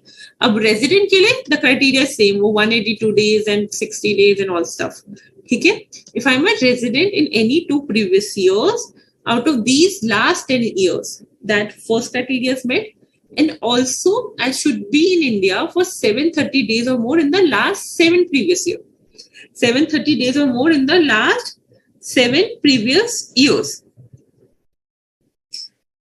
730 days again can be continuously, can be non-continuously, can be thoda in either years. So last 7 previous years में 730 days or more, both the condition when satisfied, I become an ordinary resident. So basically, these are those people who generally just go for vacation and have been in India for the longest time to become an ordinary resident. Okay. So 2 out of 10 may either 2 out of 10 may you become resident and 7 years may 730 days and more. दोनों conditions साथ में satisfy हुआ, you are an ordinary resident. If either of the condition is satisfied, that means only one condition is satisfied. you become an RNOR. You become an RNOR. Both the conditions satisfied, you become ROR. Single condition satisfied, you become RNOR. No condition satisfied, then also you become RNOR. And interestingly, students, this category will always be, this category I'm only talking about, जो more than 15 lakhs में जो 120 days criteria say if they're becoming a resident, this category will always be an RNOR, deemed RNOR.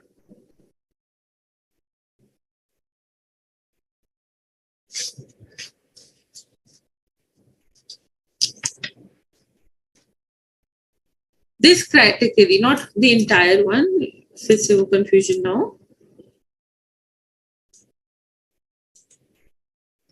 This category would always be deemed RNOR. Those who are becoming resident because of this 120 days wala condition, sponsor, when your income is more than 15 lakhs, when you are a person of Indian origin or Indian citizen coming to visit in India, and you are becoming a resident because of this 120 days wala condition, then you will always be only RNOR. Yahan pe, you can be classified further as ROR and RNOR when your 182 days wala criteria is getting satisfied. Okay. Here also, when your 182 days wala criteria is getting satisfied, you can either be classified as ROR or RNOR. But here you will always be deemed RNOR. I mean, question correct? Yes. Now it's the time that we should do a question. Here also you can either be classified as ROR or RNOR. Here also you can be classified as ROR and RNOR. But when you are becoming a resident because of this 120 days wala condition, you will only be classified as deemed RNOR. So now you can make a further flow chart to this. Indian citizen leaving India for employment in the previous year or a crew member of an Indian ship will be qualified as resident when he is in India for 182 days or more, and will be further classified as ROR or RNOR based on this criteria. Indian citizen or a person of Indian origin coming for visit in India would be classified as a resident only when his stay in India is for 182 days or more, and his Indian income is less than 15 lakhs. Further, he will be classified as ROR or RNOR. But if an Indian person who is an Indian citizen and a person of Indian origin visits India and has Indian income more than 15 lakhs, he can be resident because of 182 days or more, or 120 days or more in the previous year, plus 365 days in the 4 preceding years. So if he is classifying as resident because of 182 days wala criteria, he would be further classified as ROR or RNOR. But if he is classifying as resident because of 120 days wala criteria, he will always be deemed as RNOR. And in general, if you're classifying as resident, then you will be further classified as ROR or RNOR. Let's take a question first, then I'll take your doubts. Uske baad jo doubt honge, I'll be very happy taking it, okay? First, we'll take the question of Brett Lee. Everyone's favorite question, Brett Lee.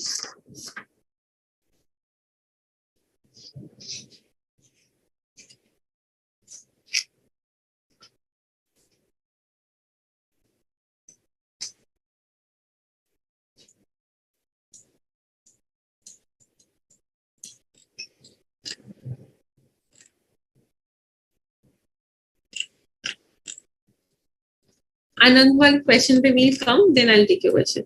Brett Lee, an Australian cricket player, visits India for 100 days in every financial year. This has been his practice for the last 10 years. Find out his residential status for assessment year 23-24, that is previous year 22-23. Okay. First, we'll determine it for our person Bretley. Now Bretley is coming for 100 days. That means in previous year 20 to 23, he's for 100 days. And if I have to see 360 wala conditions, then I'll write it as 20 to 23 mein he's 100 days. And then 2021, 2022, 2020, 21, 19, 20, and 18, 19. Sub mein he is 100 days. That makes into 400 days. So he's a resident. He's a resident because of the second condition, which is 60 days in the relevant previous year, 60 days in the relevant previous year, and more than 365 days, 365 days or more in the preceding 4 years. Okay, abhi I'm only talking about Bretley. Now, this is satisfied. Now we have to see whether his residents, khali resident karke do not leave the answer. You have to classify classify the person as resident and ordinarily resident, or resident but not ordinarily resident. For not ordinarily resident, what is the criteria? He should be a resident in 2 previous year out of 10 and 730 days or more. And condition, both the conditions have to be satisfied. 730 days or more in 7 years. So last 7 years में if I talk about 21, 22 से लेके 15, 16 तक,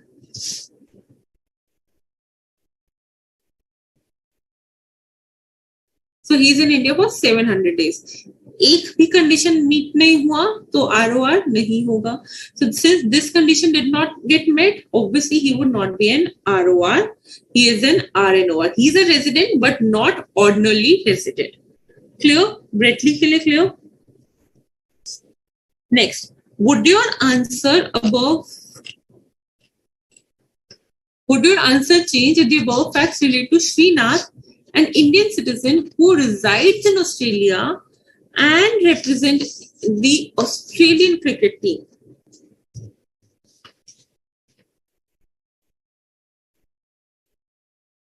And this is a very interesting question. So they are asking, Bretley is not an Indian citizen, but the moment Indian citizen ka question aaya, just take yourself to the exceptions which we covered. Now exceptions may Indian citizen is there, he is residing in Australia and represent Australian cricket team. That means he is coming to visit in India. The moment visit in India comes here, you have to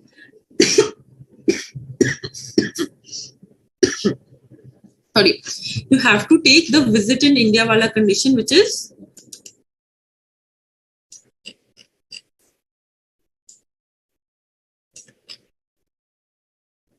India.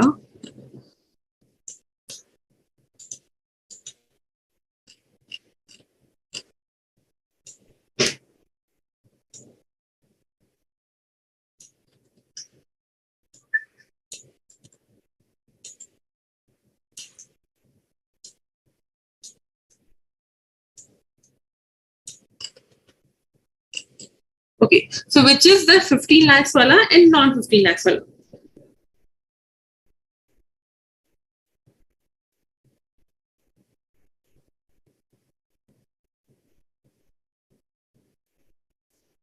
ठीक है, but 15 lakhs and non 15 lakhs वाला matter ही नहीं करता, because more than 15 lakhs के लिए he has to have the criteria of at least 120 days. ठीक है, he is not having a criteria of 120 days because 182 days is also not being met and 120 days is also not being met.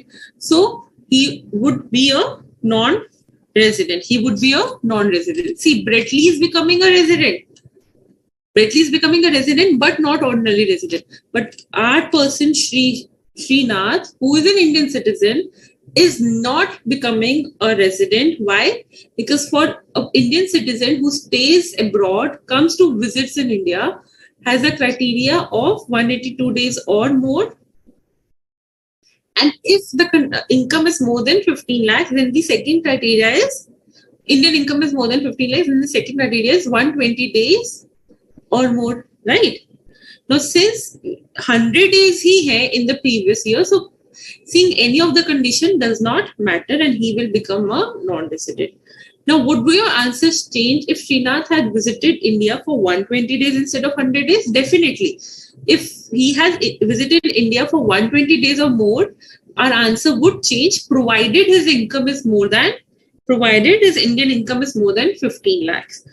Then he would become a resident and he will always be a not ordinary resident. Then our answer would be that in this third part, he would be an RNOR.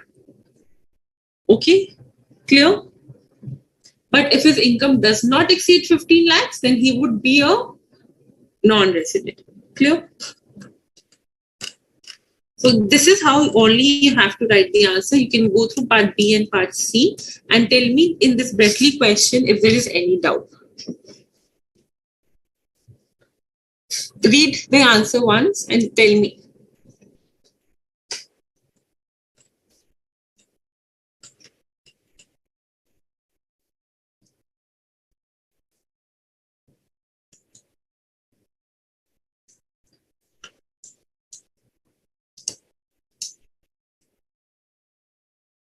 Yes, last 7 previous year would be, I told it from 12-13 to 18-19, no. So immediately preceding year, say 21-22, 20-21, 19-20, 18-19, 17-18, 16-17 and 15-16.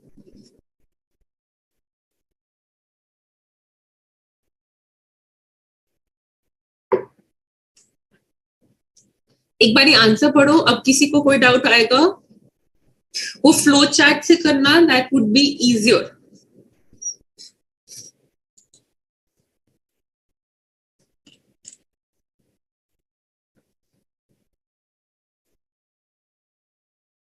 Sorry, I'm not in my good health today.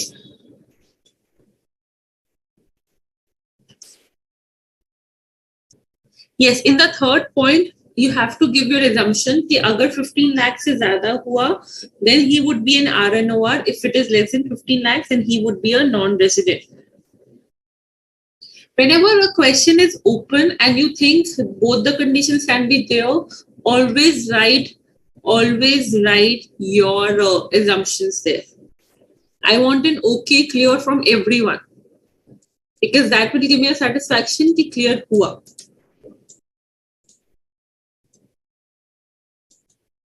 Read the lines and those who have done it can solve illustration 3.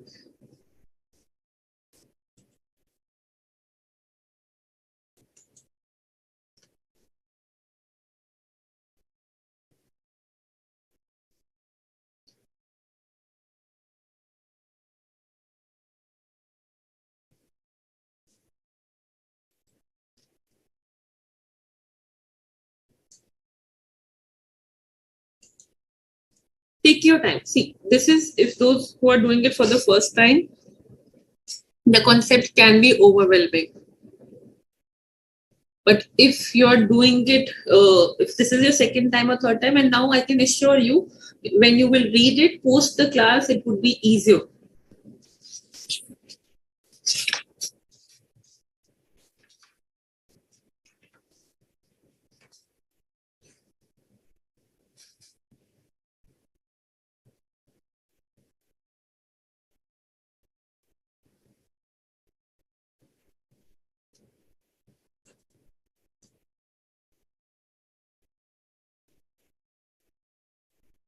If Srinath is coming back, see, visits wala concept hai.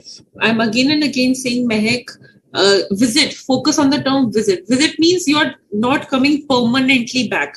You're just coming for a shorter period, then going permanently abroad only, you're staying there only. And uske liye, the best thing is, Mehak, remember, visits wale mein, one of your cousin who's staying in Canada, is just coming for visits in India. उनके लिए you have to see 15 lakhs से ज़्यादा वाला income और 15 lakhs से कम वाला income. 15 lakhs से ज़्यादा वाला condition income, 2 criteria, 182 days or more and 122 days or more, or and your 365 days वाला वो. उन दोनों में से if one is met, you become a resident. But if you're being met as per the second criteria, then you will always become an RNOR. You will never become an ROR.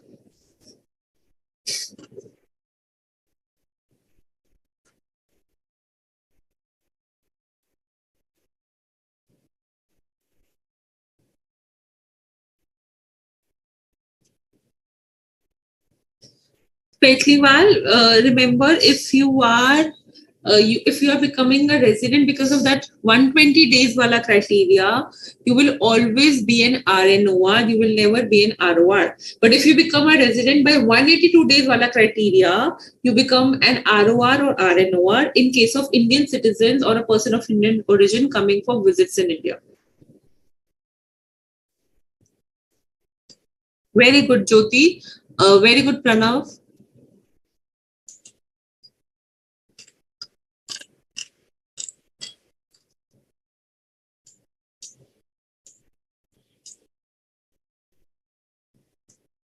Income पता चल जाएगा. See, burden to prove your residential status is always on the assessee, because departments say you will be a resident, but you will say no, I am not a resident, I am a non-resident, because non-resident के लिए there are better benefits.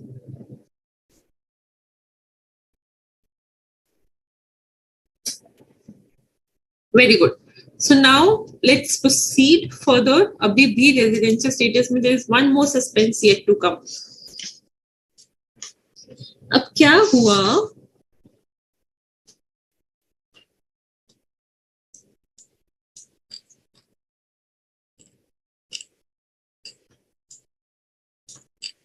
Okay.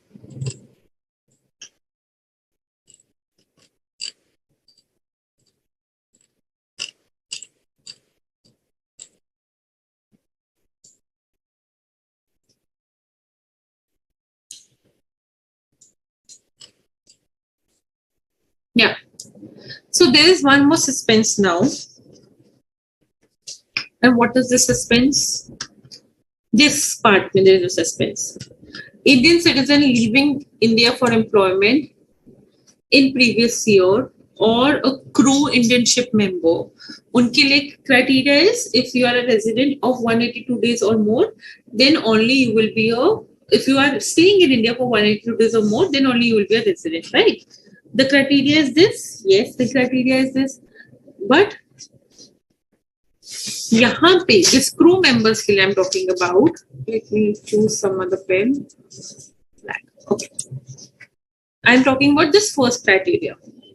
इनके लिए government was worried. They said you are an Indian citizen leaving India for employment, or you're an Indian citizen and leaves India as a crew member of an Indian ship. You would become resident only if your period of stay in India is for 182 days or more in the current year. Right? You will be a resident only there. And then you will be further classified as ROR or RNO. But now there is this star and a concept of deemed resident. Deemed resident came only for this Indian citizen, only for this. The concept of deemed resident came. You will read it on the page number. Where is deemed resident concept for you? Yeah. 2.7.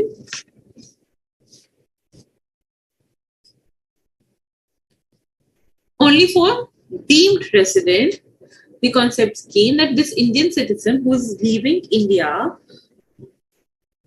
for employment in the previous year and is a member of Indian crew ship, and their Indian income is exceeding 15 lakhs. अब यहाँ पे भी पहले तो यहाँ पे problem था 15 lakhs वाला, ठीक है. अब यहाँ पे भी एक प्रॉब्लम आ गया. Income is exceeding 15 lakhs plus they are not liable to tax in any country.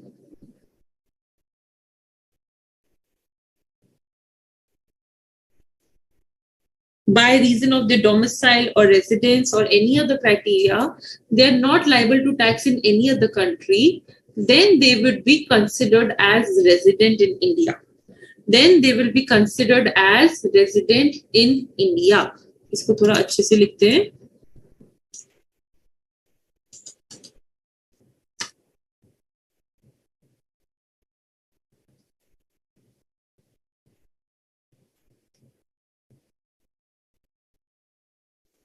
ये क्या प्रॉब्लम है मैम? ये कॉन्सेप्ट है डीम्ड रेजिडेंट का. Why this concept is there? I will tell you. People used to show that they are having employment outside India, ठीक है, and they used to leave outside India within 182 days, ठीक है. But the thing was they were actually going to tax haven countries, ठीक है, and वहाँ पे they are not tax haven countries are the countries where there is no tax on income or very less tax on income, ठीक है. अब वहाँ पे जाके they were leaving for tax haven countries, okay. They are not liable to be taxed anywhere, so they were planning it in such a smart way that only they have to pay tax in Indian income and otherwise they can enjoy freely. But the government says that if you are an Indian citizen who leave for employment in the previous year and has an income exceeding 15 lakhs, plus you're not liable to be taxed in any other country, you will become a resident but ordinarily resident. You will become a resident but ordinarily resident irrespective of your stay. Even if you're not satisfying 182 days wala condition, irrespective of that matter, you will become resident but not ordinary resident.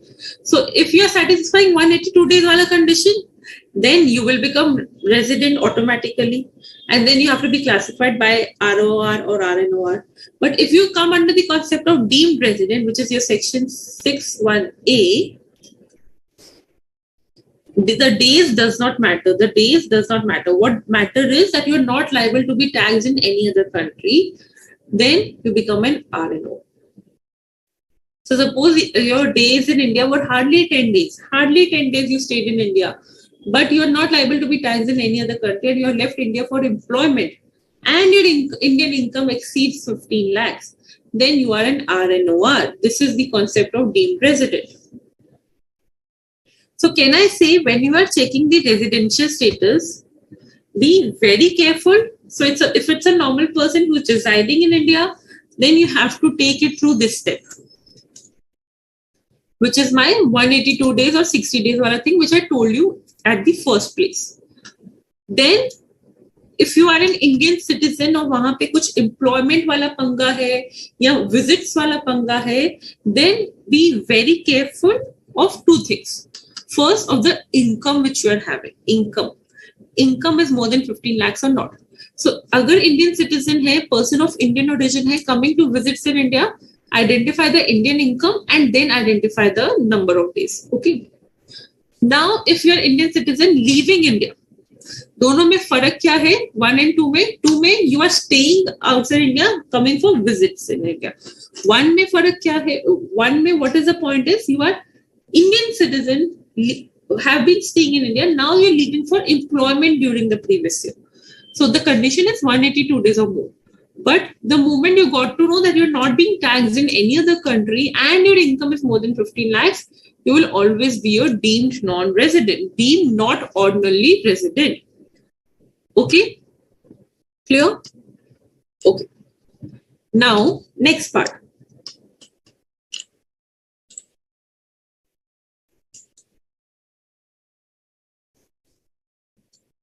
किसी को doubt? You can read it. I'll make you read this. Please read this. 1 second.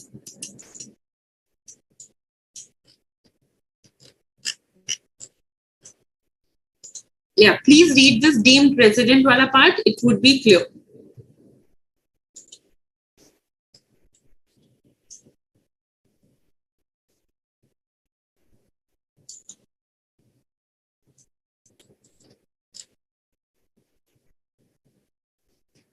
Rashmi book में 729 days लिखा है, is 729 days or less. I am talking about 730 days or more. It's one and the same thing. Rushabh, एक बारी read this deemed resident वाला concept.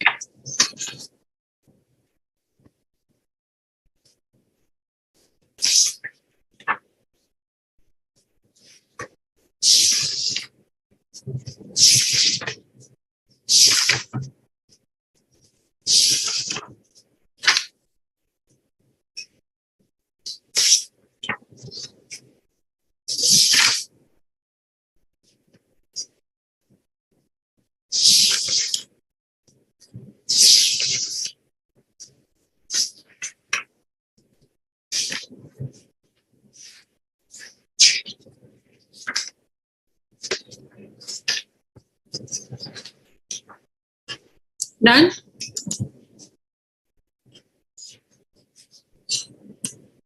सबको clear?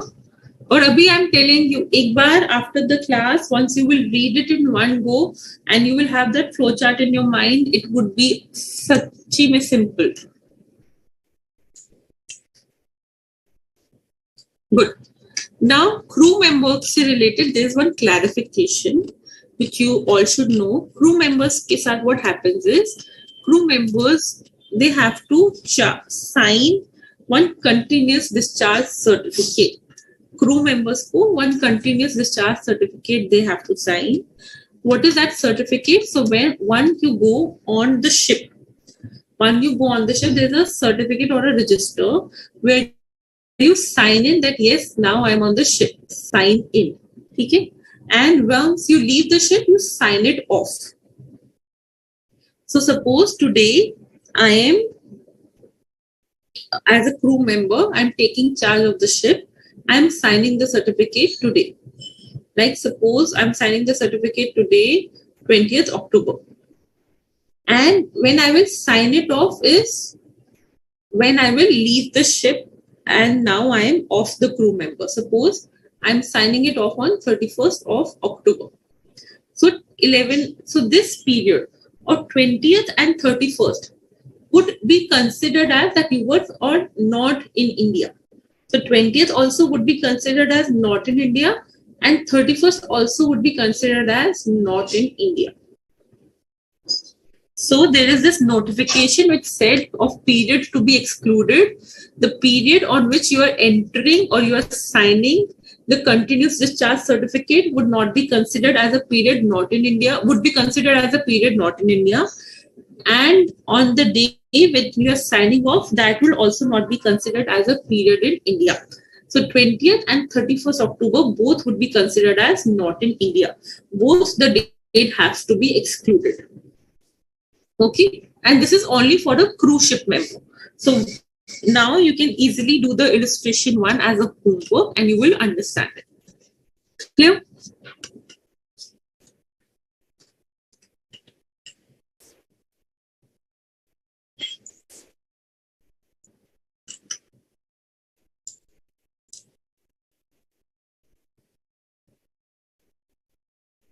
If someone is a resident Anish and he does not qualify both the conditions of 2 years out of 10 and 730 days out in the 7-year period, he would be a resident but not ordinarily resident.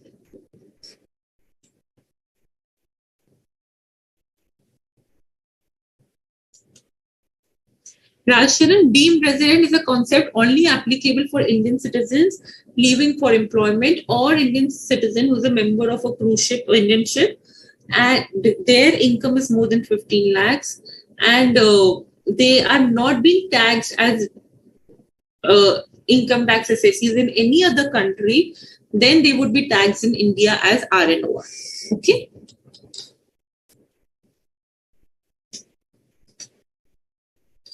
Now we move ahead to my further part, which is for further assessees. So residential status is such a huge thing for individual and from past 2 years, it have become more complex. Earlier, क्या होता था? Simple, 182 days or 60 days, and there were 3 exceptions. No 15 lakhs wala criteria was there, nothing was there. It was then also it was typical, but now it has become so much typical because basically the government wants to cover all the people who try to escape the Indian taxation or who try to be smart and plan their trips in a way, even if they are actually having good Indian incomes. So that's why the government now has increased their scope.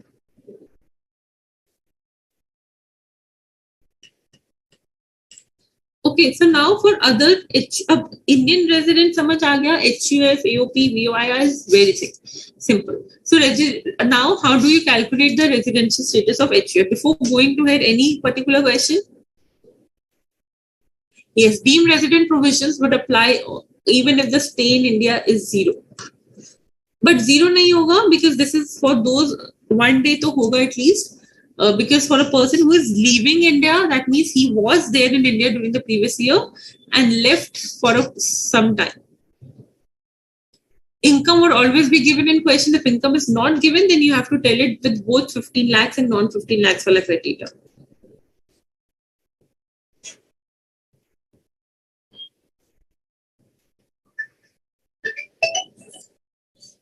Question हमेशा clear होगा कि what you have to write and what you do not have to write. Okay.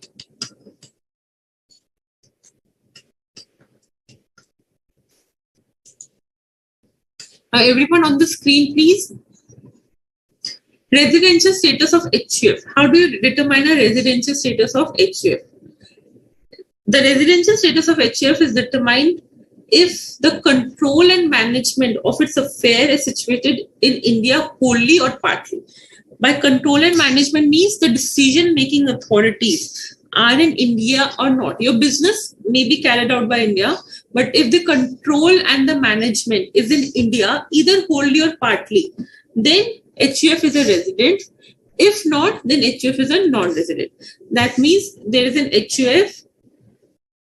The control happens completely outside India. The control happens completely outside India.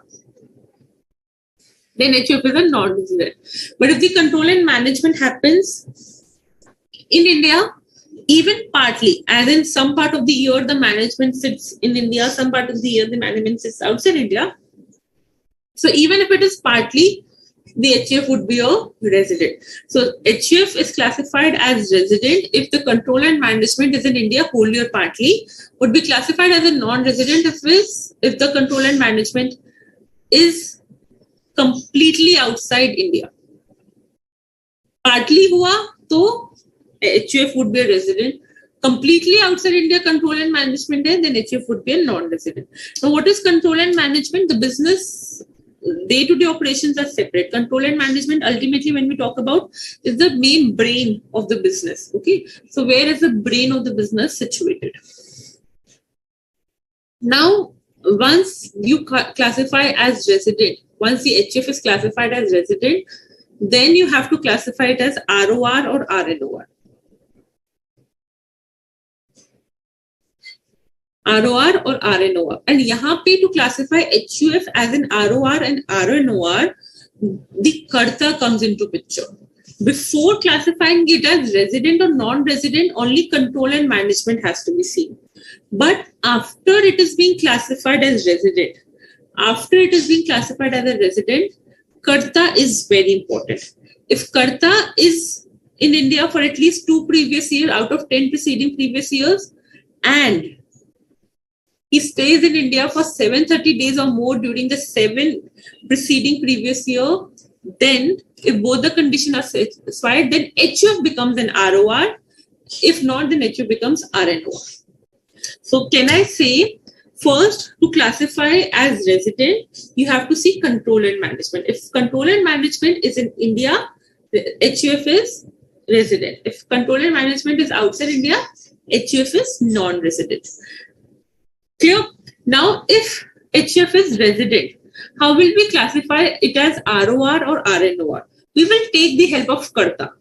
Karta stay in India is Karta is a resident for 2 previous years out of 10 preceding years, and his stay in India is for 730 days or more in the 7 previous years. Both the conditions are satisfied, then HUF become the ROR and RNOR. So Karta का help लेते हैं हम to classify the HUF as ROR or RNOR. Again, I'm saying कि we are taking the help of Karta to identify the ordinary status. Not for the primarily classification, but for the further classification. We just take the help of Karta and we see these 2 conditions. If these 2 conditions satisfy, then HUF becomes the ROR or RNOR.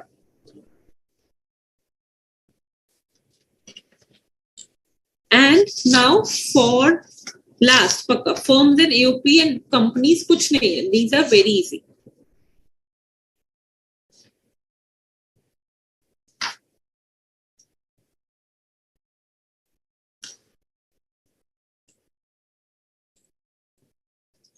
Firms and AOP. So I told you at the beginning of the class, only individual and HUF, once classified as resident, are further classified as ROR or RNOR.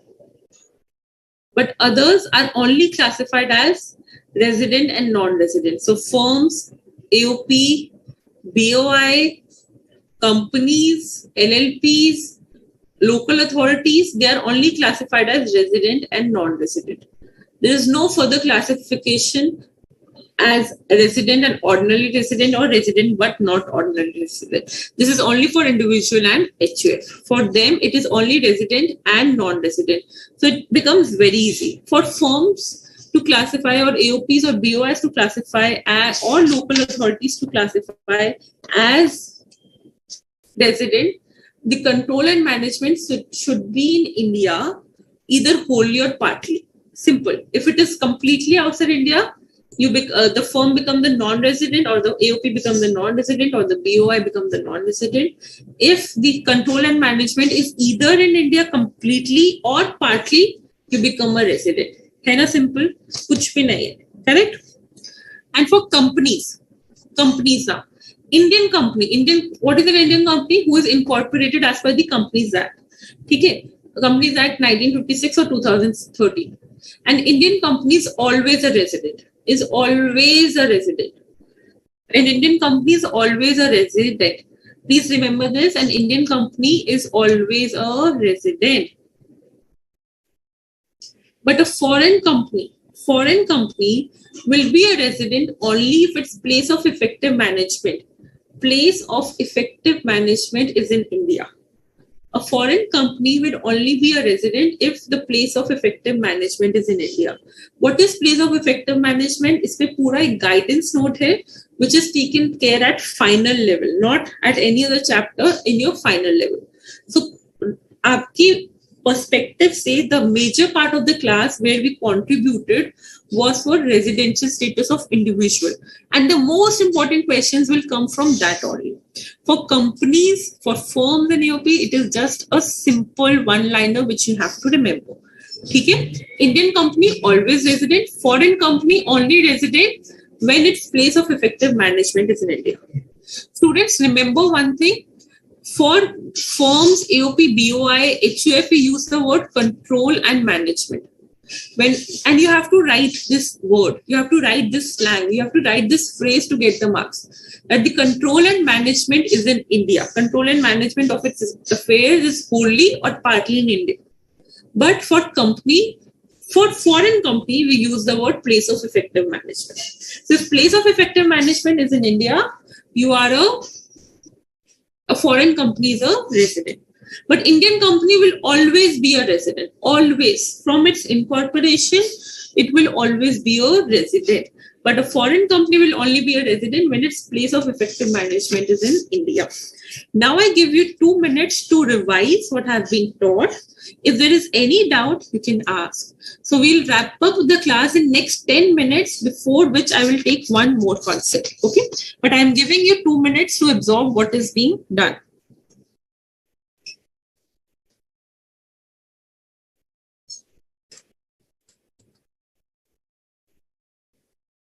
Ismail, I did not get any of your question. Can you please send it again?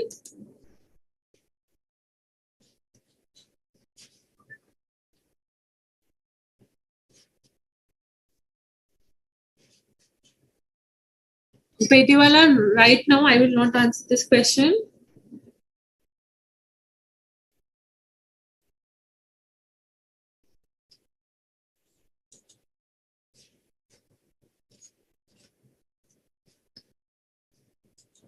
Take 2 minutes, go through it.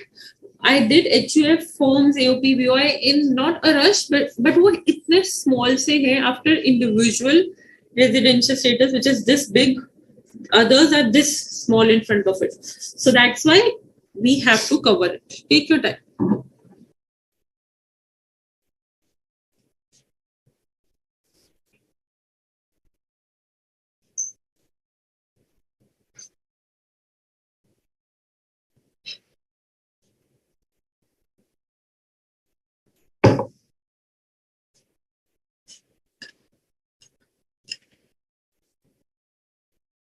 POEM means place of effective management. What it is actually, how it is determined, everything is at final level.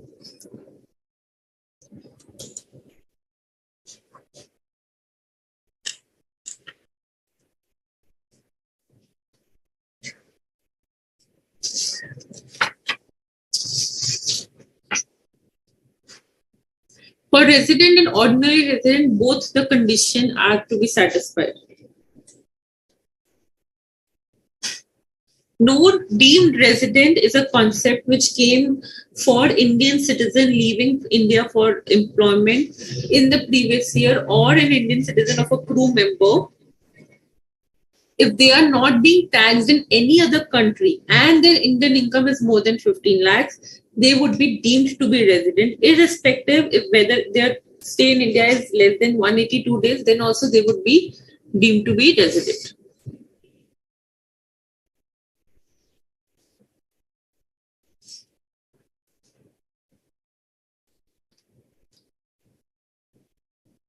Very interesting question. If Karta is a non-resident, what will happen to HUF?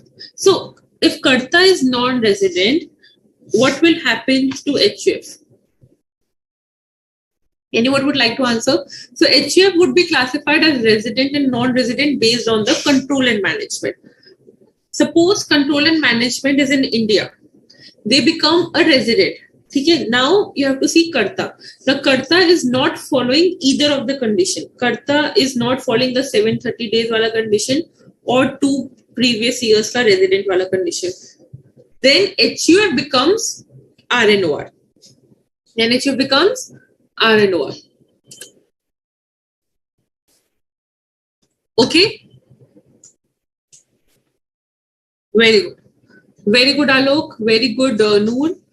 Pediwala, no. HUF becomes RNOR. Resident and non-resident depends upon control and management. Ordinarily and not ordinarily depends upon the Karta.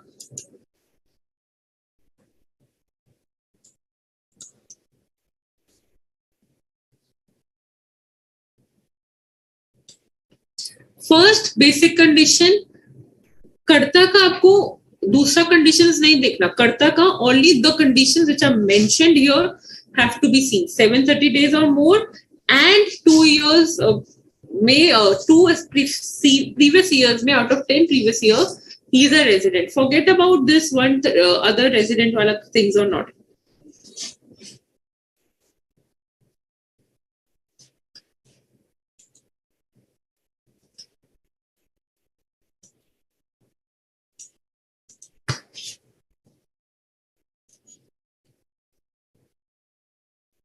Okay, so just 5 minutes more and definitely then I will leave the class. Just 5 minutes.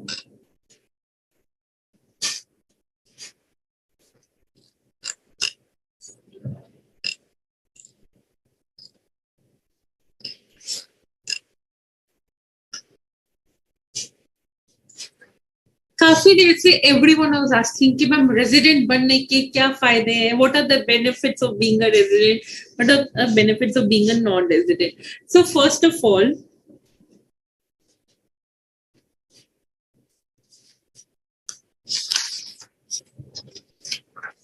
everyone on the screen, please. This is called scope of total income.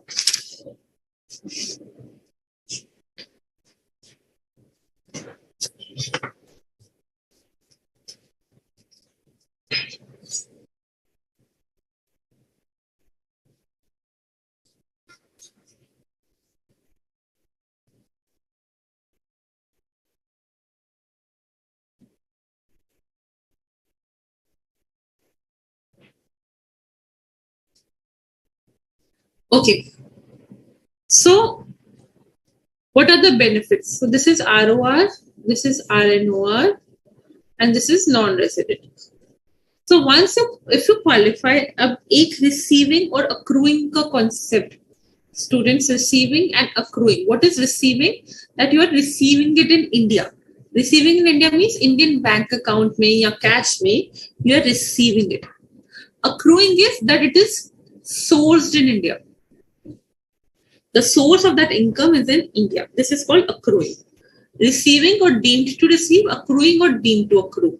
Now, receiving का मतलब receiving of any income means first time receiving of an income. So, suppose आपको Dubai में you got some income, you got it in your Dubai account, then you transferred it in your Indian account. Does that mean it is received in India? No. Does that mean it is received in India? No. That is called remittance.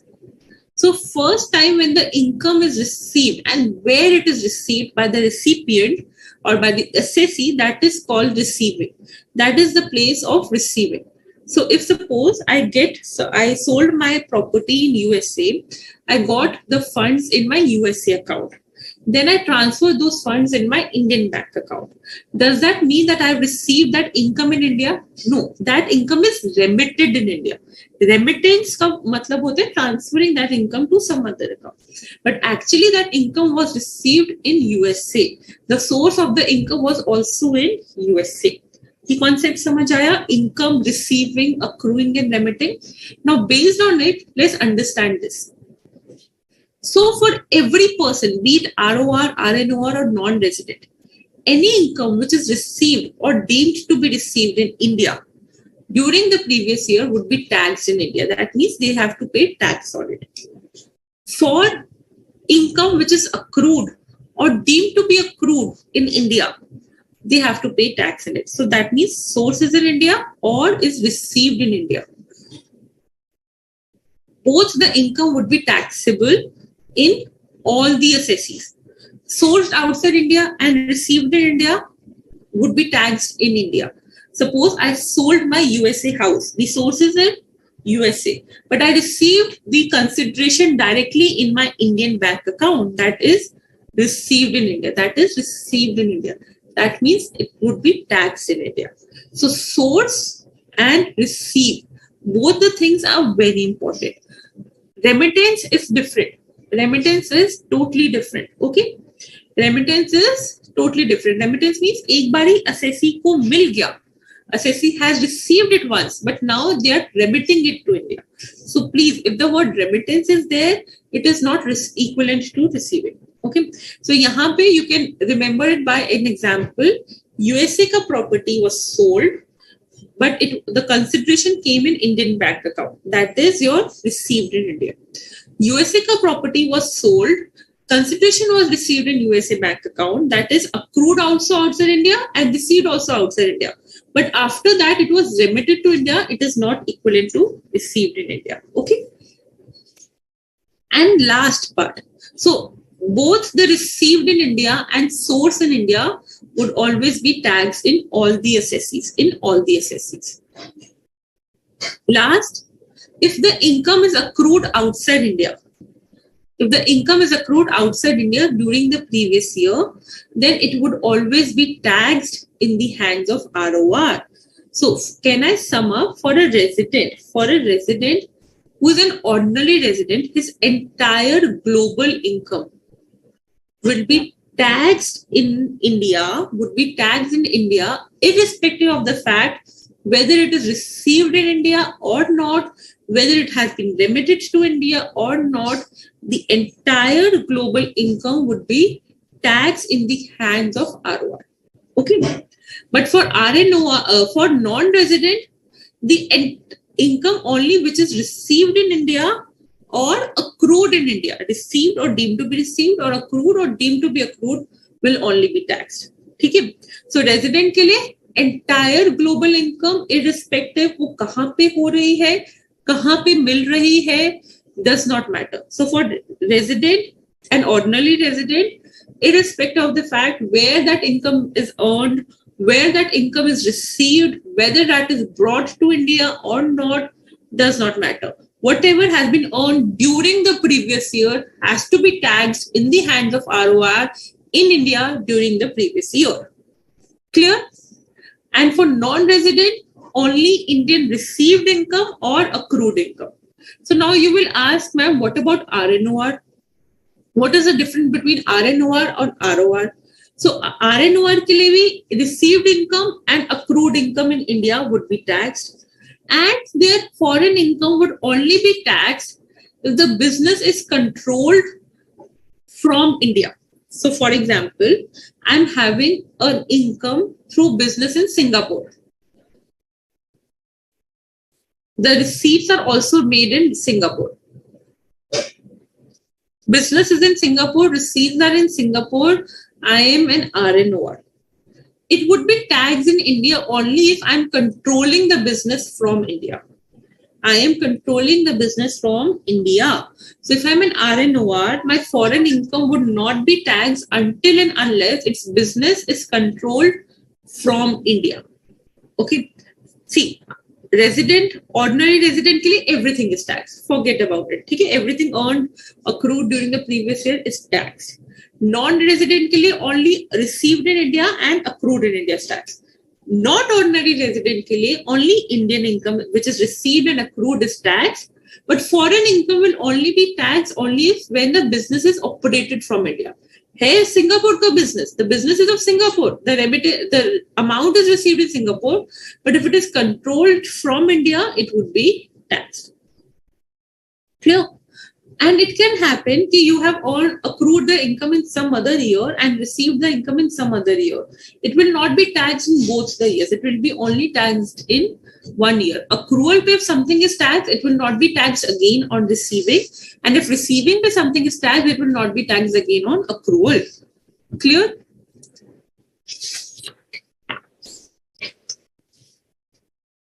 Any questions?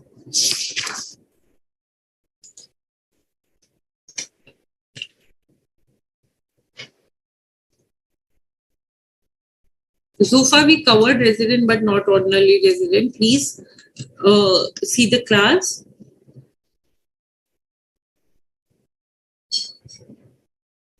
Foreign company would only be resident when their place of effective management is in India. आपको paper में I'm saying again and again, individual residential status is extremely important. Then HUF का status.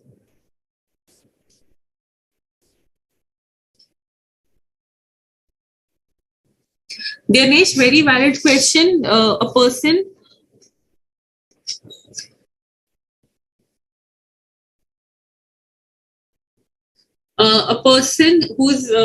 who has an income which is in India and it is received in USA, first he has to pay tax in India. There can be a double taxation. Uske liye you will see in future there are treaty benefits. Credit मिलता है taxes का. Double taxation would come. So उसके लिए there are treaty benefits. You get credit. So it is an agreement between two countries that who will tax in such a situation. Or if both will tax, then one country will get the credit of it.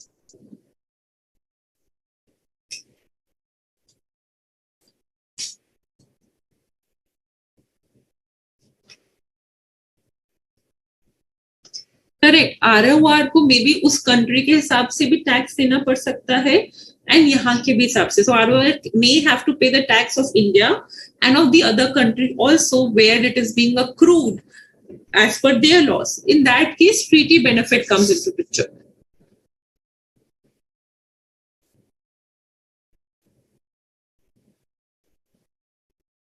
Yes, Rohit, in that particular case, you can say HUF can be an ROR.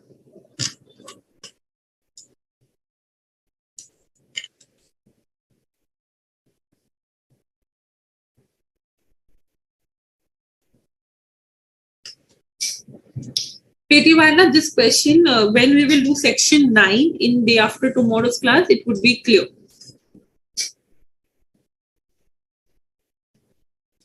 So, Abhi, what you will